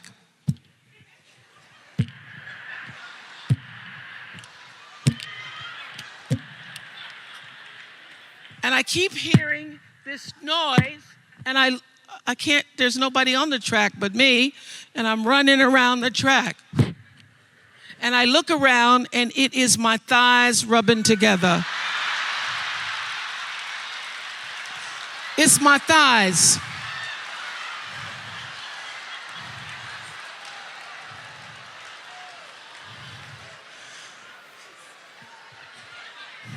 My thighs are rubbing together, causing this thunderous sound. There's nobody on the track. So then I really start to cry. Oh, Lord, help me. Help me let it go. Help me let it go. Help me let it go, God. Help me let it go. And you ever did this prayer where you say, okay, Lord, okay, I'm gonna let it go. Then you get up and you go, well, I think I still got a little bit of it. I did. Help me let it go, but I am not going to be able to see the other actress in my part. I won't be able to see it. I won't be able to see Color Purple. Just can't never see it the rest of my life. I won't be able to see it. So then I started, I don't know where it came from. I surrender all. I surrender all to thee, my blessed Savior, I surrender all. I sang and I cried. I sang and I cried and I prayed some more until I could reach the point where not only will I be able to go to the movie, but I can bless the other actress. I can bless her. I can say, I bless you. I bless you. I bless you with this. I surrender all. I surrender all to thee, my blessed Savior. I surrender all. And I tell you, in my greatest testimony, that the instant I laid that thing down,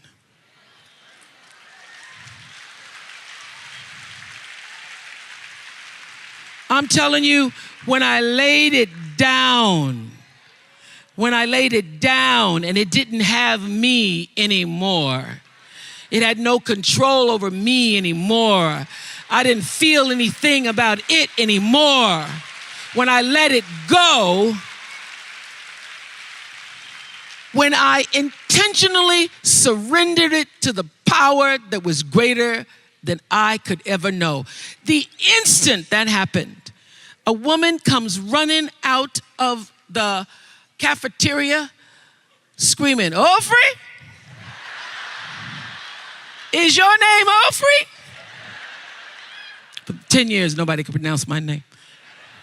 I said, yes. She said, somebody's on the telephone for you. He said his name's Spielberg. I get to the phone,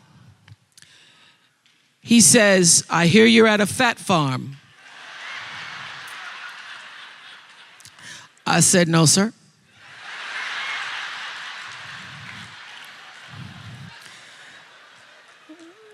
This is a health retreat.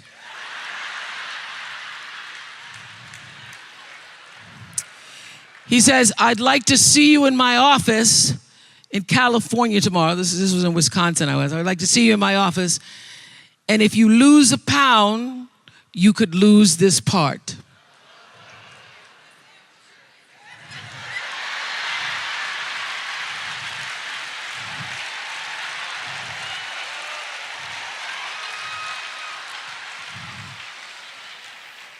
No problem do I have.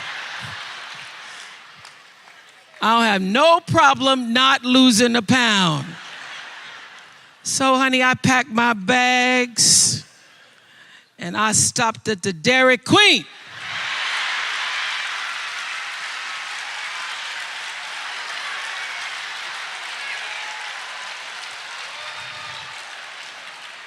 I got 3 scoops just in case I'd lost half a pound.